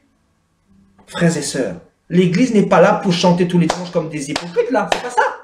L'Église a été emmenée par Dieu sur la terre pour ramener les hommes dans la justice de Dieu. Donc, le but de l'Église, le but des chrétiens, l'Église, c'est quoi? C'est les chrétiens, bien sûr. Amen. Parce que Dieu habite en eux. Le Saint-Esprit habite en eux. Je ne parle pas dans... voilà, l'Église, vous le savez. Il peut y avoir des catholiques qui nous entendent et qui pourraient dire, voilà, l'Église, etc. Non, l'Église, c'est nous. Donc, l'Église a été emmenée sur la terre pour ramener l'homme dans la justice de Dieu. Pour ramener l'homme dans la crainte de Dieu. Dans la droiture. Dans la pureté.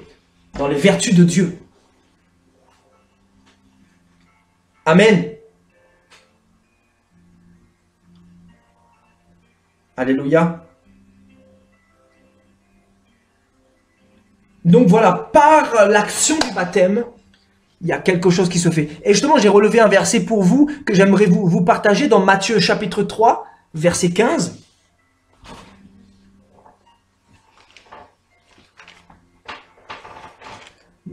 Matthieu 3.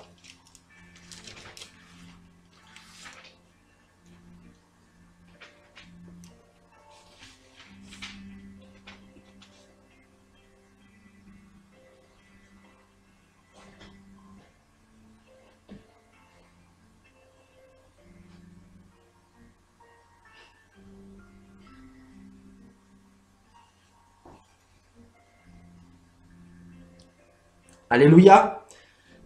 À partir du verset 13, on va lire. Amen. À partir du verset 13. Donc, Matthieu chapitre 3, à partir du verset 13. Alors Jésus vint de la Galilée au Jourdain vers Jean, pour être baptisé par lui. Donc ici, Jésus vient de la Galilée pour se faire baptiser par Jean dans les eaux du Jourdain. Mais Jean va s'opposer en disant, c'est moi qui ai besoin d'être baptisé par toi, Jésus. Et tu viens à moi maintenant? Jésus lui répondit, laisse-moi maintenant, laisse faire maintenant, il va dire, laisse faire maintenant, car il est convenable que nous accomplissions ainsi tout ce qui est juste. Waouh! Donc, pour être juste devant Dieu, il faut être baptisé. C'est pour cela que le baptême a une grande signification. Parce que le baptême symbolise la mort de Jésus et la résurrection. C'est pour cela que Satan combat beaucoup le baptême. Vous savez, des faux prophètes qui font attendre des personnes sur une liste d'attente. Est-ce que vous comprenez? Jean lui-même, qui n'avait pas la révélation à ce moment-là, parce qu'il va dire, toi Jésus, tu veux que je te baptise? Waouh! Et là, Jésus, rempli du Saint-Esprit, va dire, laisse faire maintenant, car il est convenable que nous accomplissions ainsi tout ce qui est juste. Donc dans tout ce qui est juste là, il y a le baptême. Le baptême symbolise la mort et la résurrection. Si tu veux être justifié, si tu veux être assis dans les cieux, dans les lieux célestes avec Jésus, spirituellement, tu dois passer par les eaux du baptême. Parce que les eaux du baptême symbolisent quoi? Tu laisses ton ancienne nature dans l'eau. Tu laisses la cigarette dans l'eau. Tu laisses les mauvaises habitudes dans l'eau. Tu laisses la religion dans l'eau. Tu laisses les mauvaises pensées dans l'eau. Tu laisses toute ton ancienne nature pécheresse dans l'eau. Et quand tu sors dans l'eau, la nouvelle naissance. Donc tu meurs quand tu rentres dans l'eau. Le fait de rentrer dans l'eau, tu meurs à toi-même. Tu dis, Seigneur, je te laisse tout mon manteau qui est sale, mon manteau qui est souillé. Et quand je ressors, Seigneur, j'accepte de recevoir cette robe blanche que tu me donnes. J'accepte la vie éternelle. En fait, quand tu sors, tu as la vie éternelle. C'est-à-dire, si la Bible dit que celui qui est en Christ ne peut plus mourir, parce que Jésus a vaincu la mort. Donc quelqu'un qui est passé par les eaux du baptême, il ne peut plus mourir parce que il est justifié par Jésus de Nazareth. Mais attention, à condition de vivre, comme le dit Luc, tous les jours de notre vie, dans la justice, de marcher dans la sainteté et dans la justice tous les jours de notre vie. Amen. C'est cette condition-là. Donc, quelqu'un qui est baptisé en Christ, il ne peut plus marcher de la même manière qu'avant. C'est pour cela que l'Église a besoin d'enseignement. L'Église n'est pas enseignée aujourd'hui. J'ai rencontré beaucoup de chrétiens. Je suis parti en Corse. Je suis parti dans des endroits. Et tu rencontres des chrétiens qui, après le baptême, continuent à fumer, à boucaner, et continuent à vivre dans le péché. Et frères et sœurs, et ces chrétiens-là pensent qu'ils vont aller au ciel. Frères et sœurs, laissez-moi vous dire, vous avez beau être baptisés, vous avez beau faire avoir fait cette alliance avec Jésus par les eaux du baptême, mais si vous êtes dans la cigarette, c'est comme si vous remettez votre manteau sale, et Jésus ne vous connaît pas. Si vous mourrez comme ça, vous n'êtes plus dans la justice de Dieu, mais vous devenez ennemi de Dieu, ennemi de toute justice. Ce qui fait que vous allez directement dans le séjour des morts. Et il y en a beaucoup, malheureusement, qui, après leur baptême, continuent à vivre dans le péché. Et ça, c'est pas Dieu, ça. Justement, si nous faisons cette alliance pour être dans la justice de Dieu, ce n'est plus pour vivre dans le péché, parce que Dieu est juste, parce que Dieu est saint. Et Dieu va dire, soyez saints, parce que je suis saint. Amen. Il va dire, soyez purs, parce que je suis pur. Il va dire, soyez droit parce que je suis droit. Soyez vertueux parce que je suis vertueux. Aujourd'hui, regardez ce monde. Regardez ce monde. Allez vous balader dans les rues, vous allez voir toutes ces jeunes filles là, tous ces jeunes hommes là, avec les pantalons serrés là, avec les jeans serrés, les jeans troués là. Allez voir cette jeunesse là. Il n'y a plus la vertu. Il n'y a plus la vertu. Ce sont des impudiques, ce sont des enfants de malédiction, ce sont des enfants du diable la plupart. Il n'y a plus rien à faire. Ils sont contaminés, ils ont été injectés par la semence du diable. C'est la fin, frères et sœurs. C'est la fin. La Bible dit que ce monde est pervers et corrompu. Il n'y a pas d'autre mot pour le qualifier. Celui qui a compris l'état de ce monde, c'est celui qui a tout compris. L'état de ce monde, si tu as compris l'état de ce monde, spirituellement, c'est que tu connais ta position, ton identité en Christ. C'est que tu connais que tu es déjà dans les lieux célestes en Christ.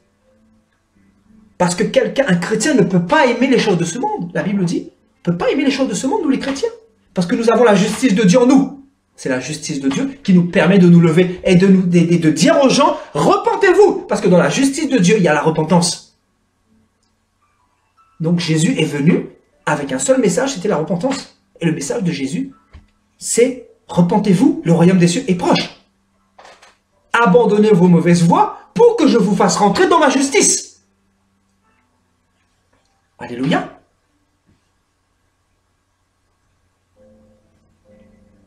Gloire à Dieu. Donc, il n'y a plus tout ça là. Dans le monde, regardez le monde. Je vous dis, regardez le monde, je ne veux même plus sortir. Je ne veux plus sortir. Parce que quand tu sors, tu vois le péché partout. Tu vois le péché partout, le mal partout. Et beaucoup n'ont pas compris ça. Beaucoup de chrétiens qui continuent à être dans la légèreté, qui continuent à fumer, qui continuent à être dans la chair. Des chrétiens hypocrites, il y en a partout. Partout. Des chrétiens du dimanche qui critiquent, qui ont la haine. Des chrétiens qui se masturbent. Des chrétiens qui boivent de l'alcool. Des chrétiens qui couchent avant le mariage. Des chrétiens qui s'habillent n'importe comment, qui ne sont plus vertueux. Des chrétiens qui se maquillent comme les gens du monde. Des chrétiens, ils se disent chrétiens, frères et sœurs. Alors qu'on nous dit que Jésus est saint. Donc c'est un problème. Nous voyons que ce monde est fini. Beaucoup vont entendre ce message. Ils sont tellement contaminés par le péché. Et ils vont dire, ben voilà, ce monsieur est dans une secte. Oui, je suis dans une secte, mon frère, ma soeur.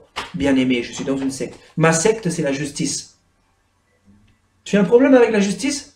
Oui, peut-être, parce que tu n'es pas de Dieu, parce que tu es un enfant du diable. La Bible dit.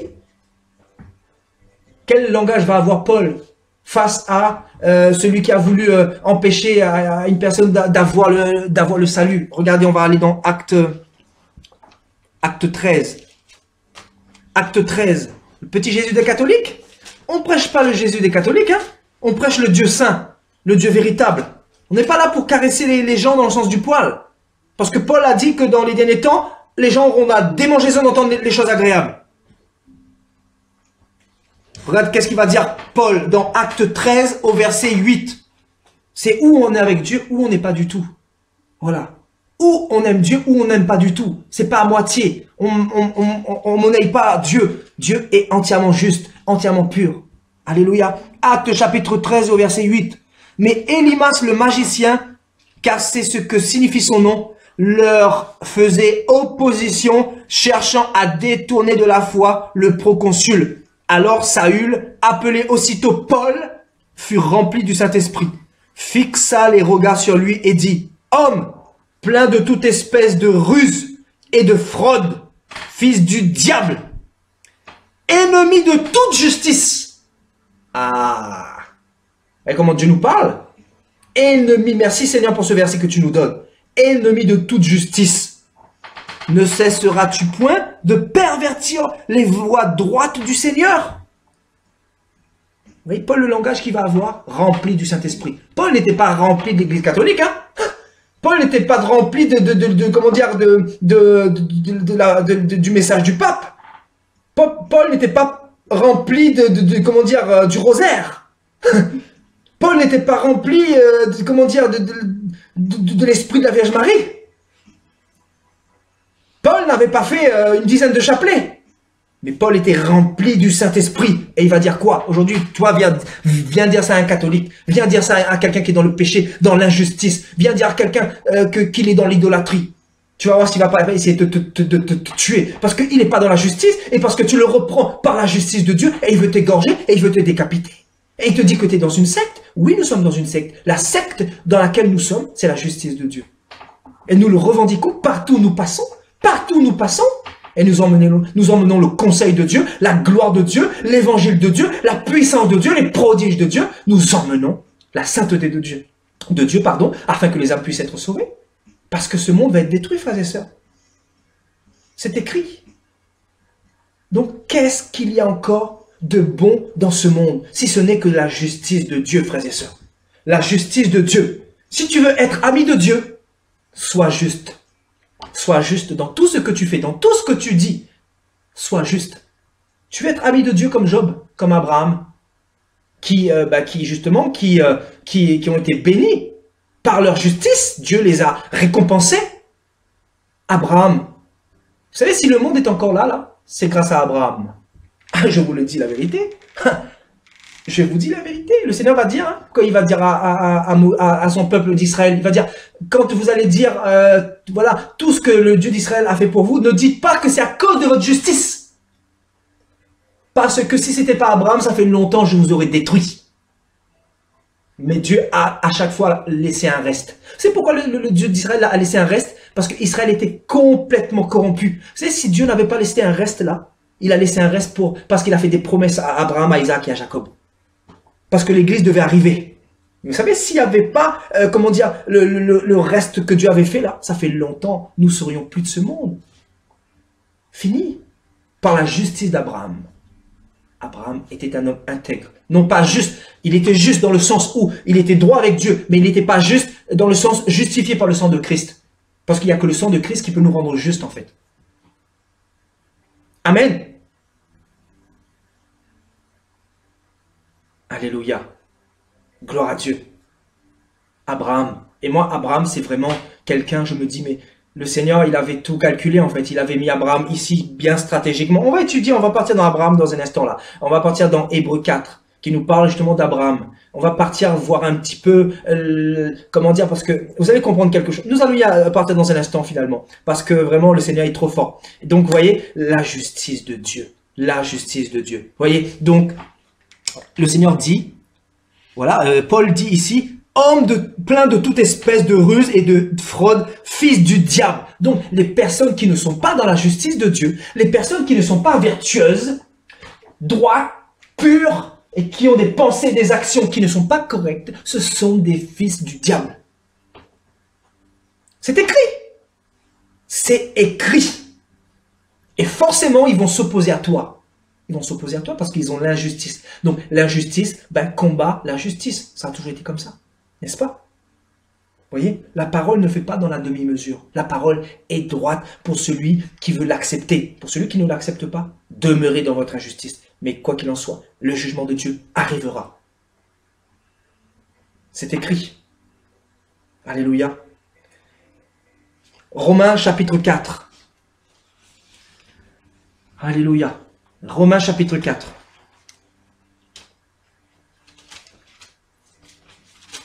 La justice de Dieu, la justice de Dieu. Voilà un terme que j'aime beaucoup. Vraiment.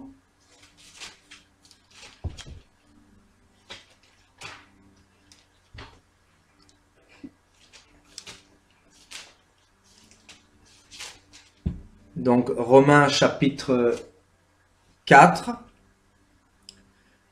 le verset 1 jusqu'au verset 8. Amen.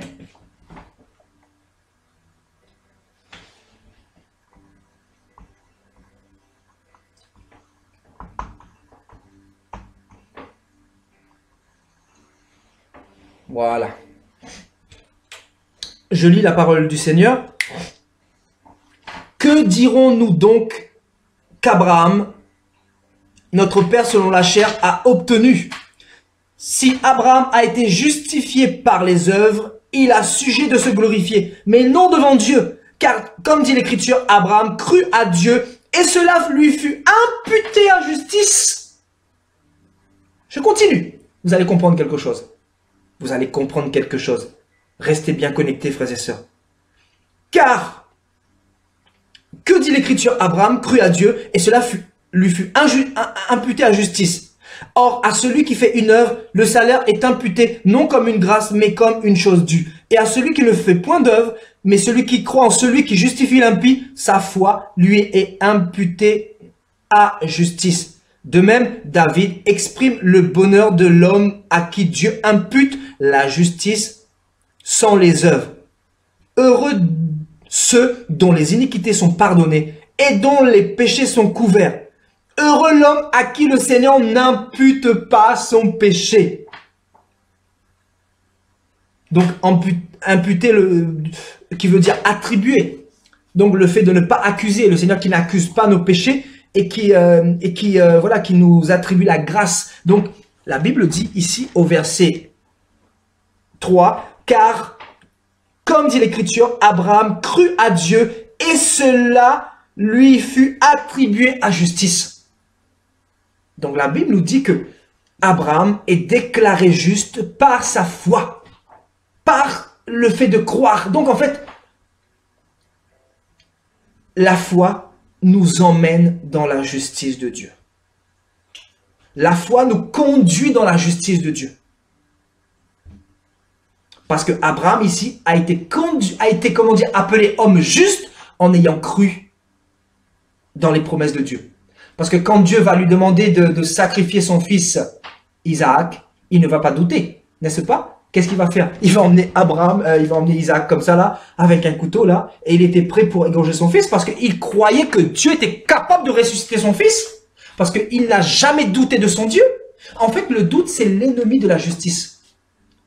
Le doute, c'est l'ennemi de la justice. Pour suivre Dieu, tu as besoin d'avoir la foi, parce que c'est la foi qui te conduit à la justice de Dieu, non pas tes œuvres. Amen. Et donc, et David va dire plus tard, au verset 6, et David exprime le bonheur de l'homme à qui Dieu impute la justice sans les œuvres. Donc la justice sans les œuvres, David était en train, pour ainsi dire, de prophétiser l'Église, parce qu'aujourd'hui, nous ne sommes pas sauvés par les œuvres, mais nous sommes sauvés par la foi. Donc, comme Abraham, en fait, comme Abraham, nous sommes sauvés dans le fait de croire en Jésus-Christ, croire en ce Dieu qui s'est donné lui-même pour nous en rançon, afin que nous soyons déclarés justes. En fait, la foi, encore une fois, emmène à la justice. Et le verset 7 va dire, « Heureux ceux dont les iniquités sont pardonnées et dont les péchés sont couverts. Heureux l'homme à qui le Seigneur n'impute pas son péché. Heureux l'homme à qui le Seigneur n'accuse pas ou n'attribue pas son péché. » Frères et sœurs, nous sommes des hommes heureux aujourd'hui parce que Dieu ne regarde plus notre condition de pécheur. Parce que devant Dieu, nous sommes justes. Devant Dieu, vous êtes justes, mais à condition, encore une fois, de demeurer dans la vertu, la droiture et la pureté. Alléluia, l'obéissance à Dieu. Nous allons encore aller en profondeur. Amen. Nous allons partir dans Matthieu. Matthieu chapitre 4. Matthieu chapitre 5.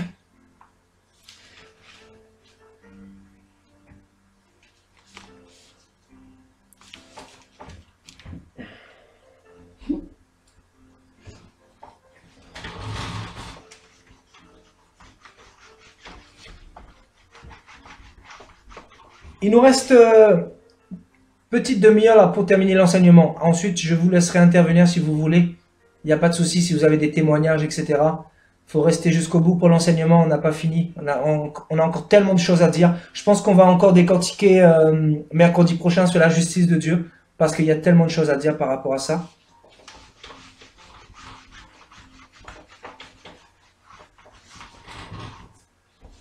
Donc, Matthieu chapitre 5, à partir du verset 10.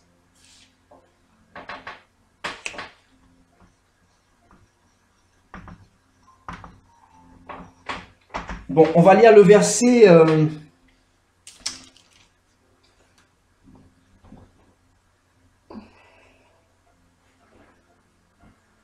le verset 6 et le verset 10, dans un premier temps. Donc, le verset 6 nous dit « Heureux ceux qui ont faim et soif de justice, car ils seront rassasiés. » Rassasiés dans le sens où là-haut, là, il n'y a que ça, il n'y a que la justice. Frères et sœurs, nous qui sommes enfants de Dieu, nous sommes fatigués de l'injustice. Personnellement, n'est-ce pas? Que ce soit dans le cadre professionnel, où nous voyons l'injustice toujours au centre. Par le Saint-Esprit, nous sommes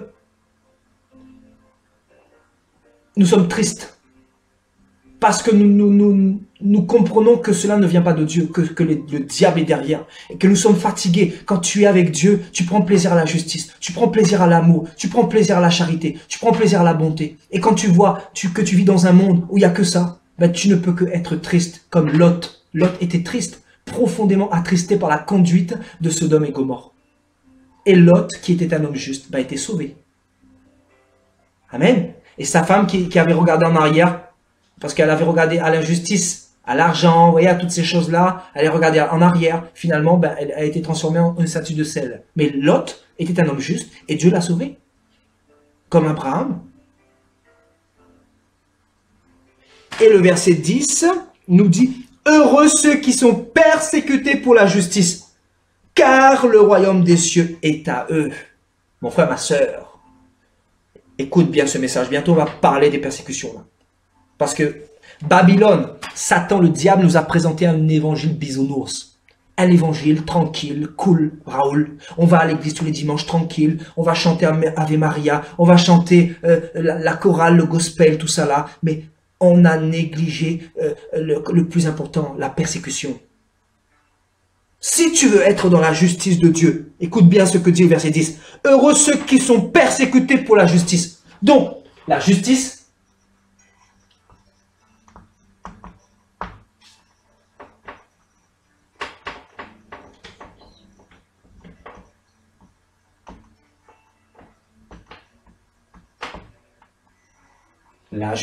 engendre les persécutions. Il faut t'attendre à cela. Plus tu vas aimer, laisse-moi te dire, et je sais un tout petit peu de quoi je parle. Un tout petit peu. Parce que je sais qu'il y a encore beaucoup de persécutions qui nous attendent dans le futur. Dieu va nous enseigner encore que l'évangile, là, la justice de Dieu, c'est la persécution. Plus tu vas aimer ton prochain, plus tu vas être persécuté, plus tu vas dire la vérité, plus tu vas être persécuté, plus tu vas dire, plus tu vas dévoiler à l'humanité ses péchés, ses injustices, plus tu vas être persécuté. Parce qu'on va te dire, tu es dans une secte, tu n'es pas normal. Tu n'es pas normal. Je te préférais hier. N'est-ce pas? Vous avez jamais entendu ça? Oui, il y a des sœurs qui m'ont témoigné ça. Voilà. Des chrétiens, des nouveaux confirmés, tout ça, des nouveaux chrétiens. Et qu'est-ce que leurs amis, leur famille leur a dit? Nous te préférions hier, quand tu étais hier dans le monde. Parce que voilà, tu t'amusais avec nous, tu rigolais. Ben oui, il y avait l'injustice, il y avait le péché, il y avait la haine. Il y avait les femmes, il y avait la débauche. On s'amusait, tout allait bien, tout ça, oui. Mais on était déconnectés de Dieu. Donc, va dire au monde, là, ces péchés-là. Comme Jésus a pu dire, là. Le monde m'a haï parce que je rends témoignage d'eux que ses œuvres sont mauvaises. Que ses œuvres sont mauvaises. Les œuvres de ce monde-là, comme vous le savez. Le péché partout. L'injustice. Amen. Gloire à Dieu. Donc, la persécution qui nous donne le royaume des cieux. La justice qui engendre la persécution pour aller dans le royaume des cieux. Donc, si tu es chrétien, sache que tu vas être persécuté. Et dans la persécution, il ne faut pas que tu rendes le mal. Parce que c'est pas facile. Quand tu es en train de dire à un catholique que l'idolâtrie, que l'église catholique, c'est une secte qui mène en enfer. Quand tu lui dis ça, tu lui dis la vérité, mais lui, il ne comprend pas ça, parce qu'il est enraciné. Il faut avoir de la compassion, il faut avoir de l'amour, il faut avoir il faut être pacifique dans son langage. Il ne faut pas juger non plus. Il faut dire la vérité, mais ne pas condamner. Il faut prier. Parce que souvent, nous sommes prompts à condamner. Il faut que la vérité soit dévoilée. La vérité, c'est une semence. Nous semons, nous disons. Ensuite, les gens qui ne veulent pas se repentir, au jugement dernier, Dieu leur mettra devant la caméra. Devant la caméra qui a filmé cette scène-là dans le monde. C'est-à-dire, voilà, je t'ai envoyé tel serviteur, tu n'as pas voulu te repentir, tu n'as pas voulu venir dans ma justice. Maintenant, loin de moi, je ne te connais pas. Il y a le lac de feu en face, voilà, pour tous les pécheurs. Voilà. Pour tous ceux qui n'ont pas ma justice, pour tous ceux qui n'ont pas Christ. Parce que Christ lui-même, c'est la justice. Amen. Et pour avoir Christ, il faut être dans la justice. Parce que nous sommes le temple de Dieu. Si tu veux que Jésus habite dans ton cœur, dans ton corps, tu dois arrêter l'impudicité, tu dois arrêter la pornographie, tu dois arrêter la cigarette. Ton corps est le temple du Saint-Esprit. C'est ça l'évangile. C'est ça l'évangile. Vous voyez qu'on vous prêche quoi? Vous voyez qu'on vous prêche quoi? Frères et sœurs. Des fois, on a envie de se repentir pour les autres. Je vous dis, des fois, je prêche à des personnes et on dit c'est dur, c'est dur, c'est dur. Oui, c'est dur. T'es sûr que c'est dur?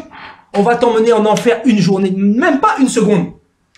On va t'emmener en enfer une seconde. Tu vas voir si c'est dur d'arrêter la cigarette. L'alcool, pareil. La masturbation. Ah bon? C'est dur? C'est dur? Il y en a beaucoup qui regrettent.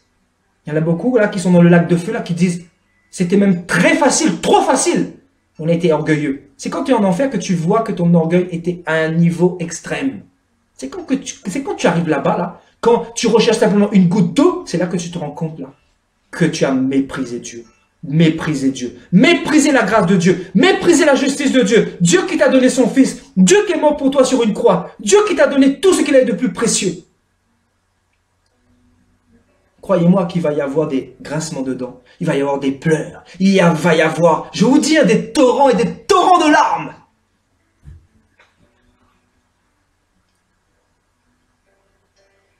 Riez aujourd'hui, demain vous pleurerez, la Bible dit.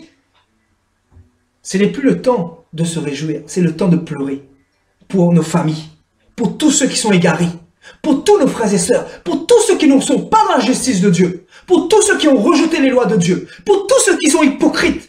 C'est un monde rempli d'hypocrites. Rempli d'hypocrites. Je disais que des fois, c'est nous-mêmes, nous avons envie de nous repentir pour les autres, mais nous ne pouvons pas, le salut est personnel. Nous-mêmes, on a envie de prendre l'énergie, la foi que nous avons, pour abandonner la cigarette ou l'alcool pour certaines personnes. Des fois, on se dit, mais pourquoi, Seigneur, pourquoi on se déplace? Mais qui va être sauvé? Qui va être sauvé? Le monde ne veut plus de Christ. Le monde ne veut plus de Jésus. Le monde ne veut plus de Christ. C'est un monde anti-Christ. C'est un monde hypocrite.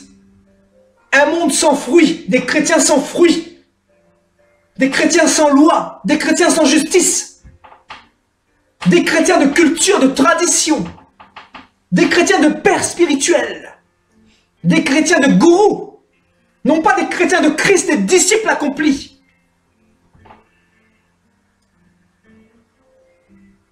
Ah, les chrétiens de 2017. Ah, je vous dis, en 2018, il y en a beaucoup qui vont pleurer. Il y en a beaucoup qui vont rester à l'enlèvement. Je vous dis, il y a beaucoup de pasteurs. Beaucoup de pasteurs. Vous savez, la Bible dit, comme tout à l'heure, on a vu là, le baptême là. Accomplit la justice de Dieu. Le Seigneur l'a dit, non? Le Seigneur l'a dit. Jean-Baptiste n'a pas voulu baptiser Jésus. Jésus lui a dit quoi? Il faut que tu me baptises pour que la justice soit accomplie. Regardez le nombre de pasteurs qu'il faut attendre sur une liste d'attente là. Une liste d'attente. Vous croyez ça normal? C'est normal ça? C'est normal. Moi, si j'avais une église, là, si j'avais un bâtiment, là, je vais vous dire, le baptême, le jour même, quelqu'un vient me voir, je lui dis, tu veux vraiment accepter Jésus? Je te baptise. Vous faites patienter. Vous n'accomplissez pas la justice de Dieu, mais vous êtes dans les plans du diable. Vous êtes dans l'évangile luciférien, parce que vous allez alléger la parole de Dieu. Vous avez détourné la parole de Dieu au profit du gouvernement du diable. C'est pour ça que le diable combat beaucoup le baptême aujourd'hui. Je vous dis, regardez chez les catholiques, un petit peu d'eau sur la tête. Voilà. Est-ce que vous comprenez la parole? Vous comprenez la parole?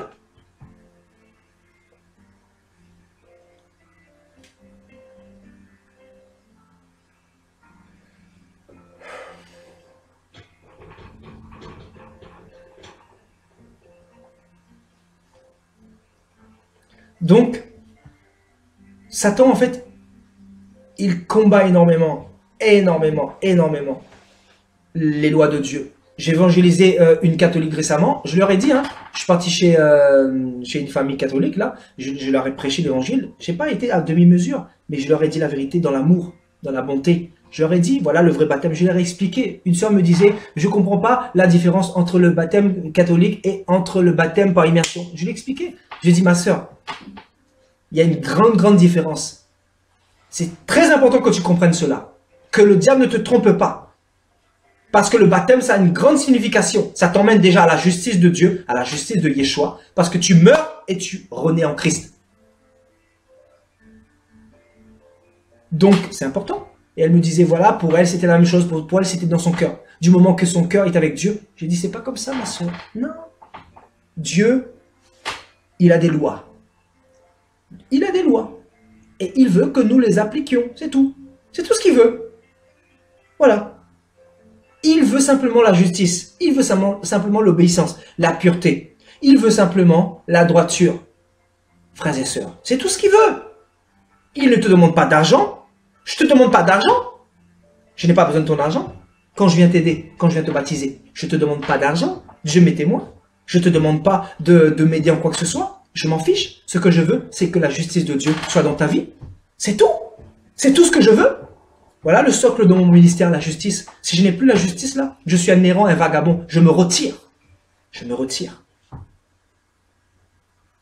Parce que le jour où j'aurai plus la justice de Dieu, je suis à côté. Comme tout le monde, il y en a beaucoup qui sont sortis de cette justice-là. Beaucoup qui ont bien commencé, mais aujourd'hui sont dans le péché. Ils sont dans la compromission, ils sont dans l'argent, ils prêchent l'argent au lieu de prêcher Christ, ils prêchent les idoles, ils prêchent Marie au lieu de prêcher le vrai Dieu, ils prêchent le paganisme, ils prêchent les morts. Enfin voilà, c'est la confusion partout. Voilà, faut pas vous attendre à ce que le monde aille mieux. C'est fini.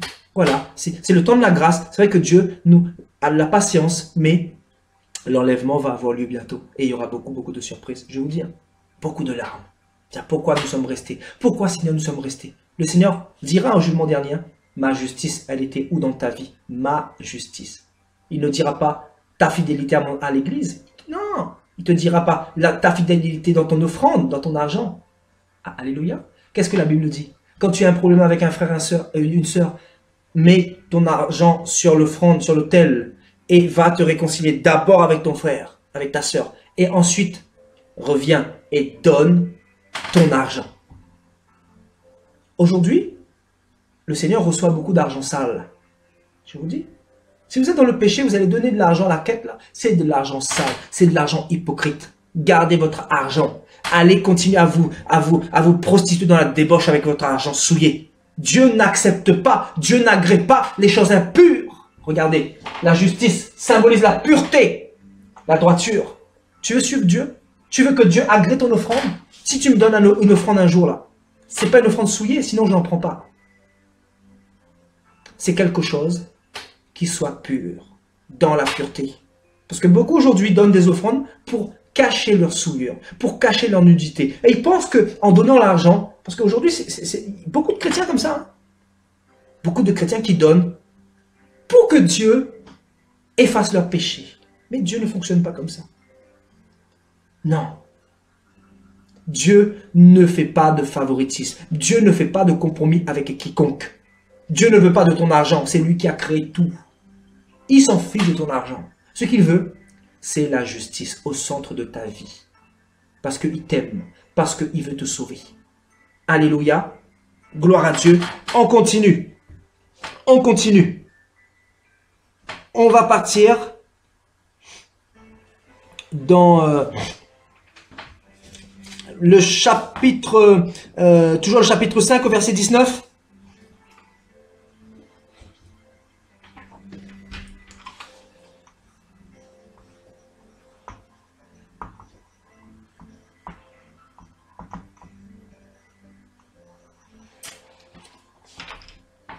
À partir du verset 19, alléluia.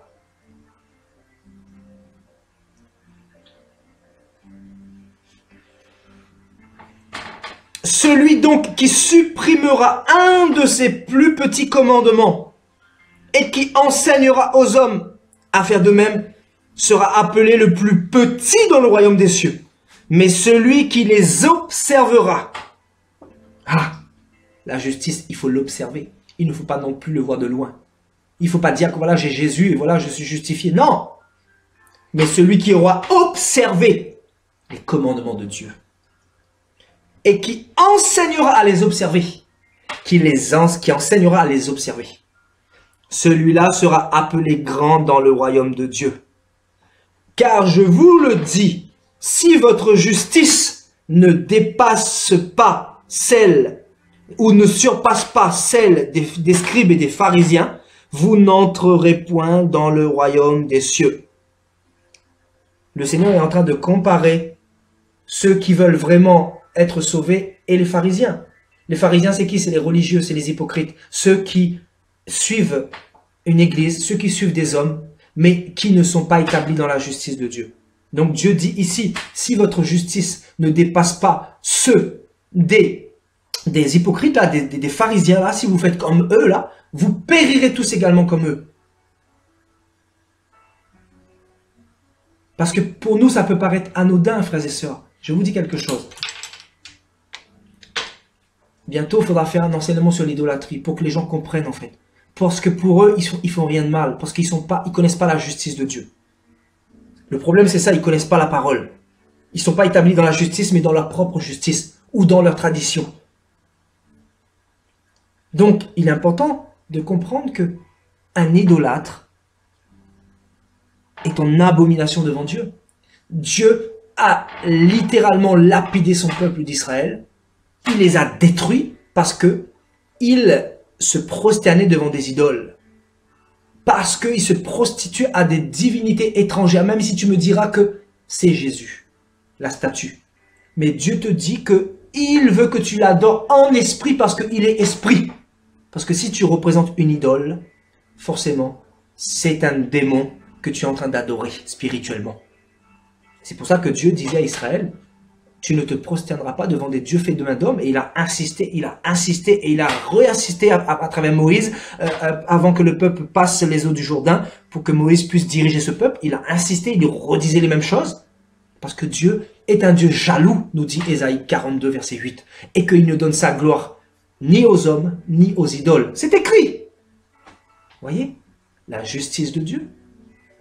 La justice de Dieu. Donc notre justice ne doit pas être comme celle des hypocrites, des religieux. Mais nous devons toujours lire la Bible pour vérifier ce qui est écrit, tout simplement. Alléluia. Alléluia. C'est vrai que je suis un peu cru dans les mots, mais je crois qu'avec cette génération, il n'y a pas d'autre moyen de parler. Il faut dire les choses. Il ne faut pas caresser les choses. Il s'agit du salut des âmes, encore une fois. Amen, gloire à Dieu. Amen. Donc, en fait, la foi, c'est le fait, la justice, c'est le fait d'être justifié par Dieu. C'est la justification de Dieu. Et pour être justifié par Dieu, nous venons de le voir, il faut vraiment obéir aux lois de Dieu, frères et sœurs. Il n'y a pas d'autre moyen de plaire à Dieu. Alléluia. Gloire à Dieu. Après, je pourrais vous donner un autre verset. Je crois que il y a tellement de passages, hein, donc on pourrait partir dans Acte 17. Acte 17 pour terminer. Hein. Après, je vous laisse l'antenne. Acte 17, 31. Nous allons encore continuer là, d'accord? Mercredi prochain. Nous allons continuer encore sur la justice. Donc, Acte 17, 31.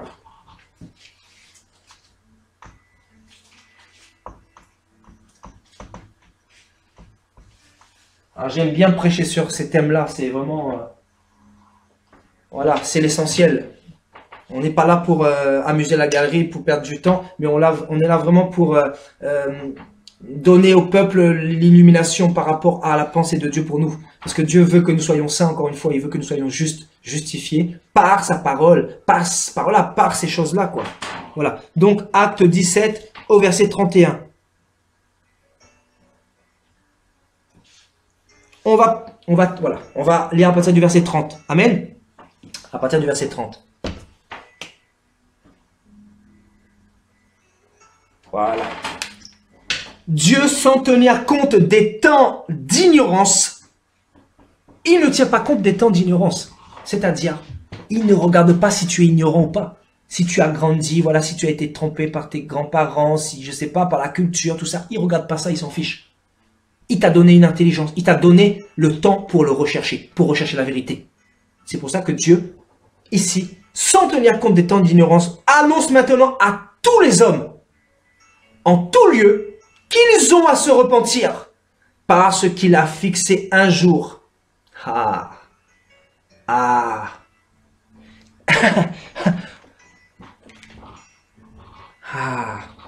Parce qu'il a fixé un jour où il rappellera les âmes du purgatoire. Waouh! Je vous dis, il y en a beaucoup qui vont pleurer. Pleurer. Parce qu'il a fixé un jour où il jugera le monde selon la justice. Dieu a fixé un jour. Ce jour-là, il n'y a que lui qui le connaît. Il n'y a que lui. Ce jour est déjà écrit. Et Dieu a fixé un jour où il jugera le monde selon sa justice. Parce que c'est un Dieu juste. C'est un Dieu juste. Donc Dieu, si tu n'as pas Jésus, voilà, tu n'auras pas, comment dire, l'opportunité d'être justifié par Jésus. Par son sang, parce que c'est le seul qui est venu justifier l'homme. Donc c'est pour ça que mourir sans Jésus, là, c'est le plus grand des drames. C'est le plus grand des drames. Je ne sais pas si vous vous rendez compte, frères et sœurs. Enfin, moi-même, j'ai du mal à me rendre compte, en fait, de l'enfer. J'ai jamais vu l'enfer concrètement. Mais je vous dis, moi-même, il y a des frères qui ont vu. Il y a des sœurs qui n'ont pas voulu se repentir, qui ont été frappées par Dieu. Dieu les a emmenés là-bas pour voir, et qui sont revenus et qui ont témoigné. Ça existe, l'enfer. Il n'y a pas de purgatoire. Le purgatoire, c'est sur la terre. Le purgatoire, c'est sur la terre. Voilà. Tant que tu as le souffle de vie, tu peux demander pardon. Après là, il n'y a pas de purgatoire. Dieu va te juger. Il est écrit. Voilà. Par l'homme qu'il a désigné, ce dont il a donné à tous une preuve certaine, en le ressuscitant des morts. Et le verset 32 va nous dire, lorsque les gens qui entendaient cela entendirent Paul parler de la résurrection des morts, les uns vont se moquer, voilà. C'est un monde de moqueurs, encore une fois. Parce que quand tu parles de la justice, les gens se moquent de toi. De toute façon, la Bible est écrite. C'est-à-dire, beaucoup vont aller dans le lac de feu, malheureusement. Parce que ils ont négligé la justice de Dieu. Alors que la Bible nous dit que Dieu a fixé un jour où il va juger ce monde par sa justice. Non pas par la justice des hommes, parce que la justice des hommes est trompeur. La justice des hommes est fausse. Amen. La justice de Dieu est fausse. La justice des hommes sont fausses. Est fausse, pardon. Amen. Donc, voilà un petit peu ce que nous pouvions dire ce soir par rapport à cette exhortation. Donc, voilà, si vous voulez témoigner dans un instant, si vous voulez rajouter quelque chose, c'est avec plaisir, n'hésitez pas. Alléluia.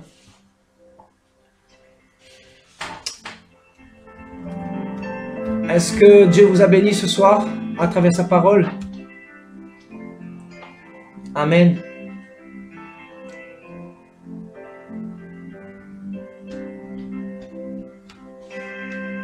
Bon, j'ai une question ici. Une sœur Naïla qui nous dit: qui peut nous baptiser? Pouvons-nous simplement nous plonger dans une bassine en reconnaissant Jésus comme notre Seigneur et Sauveur? Ou c'est un disciple de Jésus qui doit nous baptiser?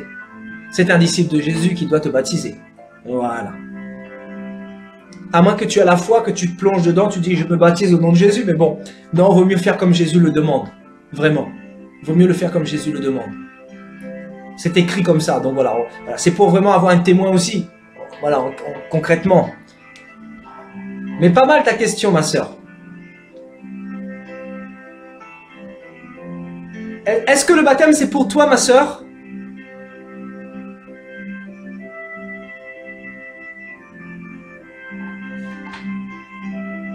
Joanne nous dit: merci Paillette parce que Jésus t'a mis sur mon chemin. Merci Jésus pour ma jambe qui était plus courte. Aujourd'hui je regarde ma jambe, quand je mets les deux à côté, je vois pas la différence. Alléluia.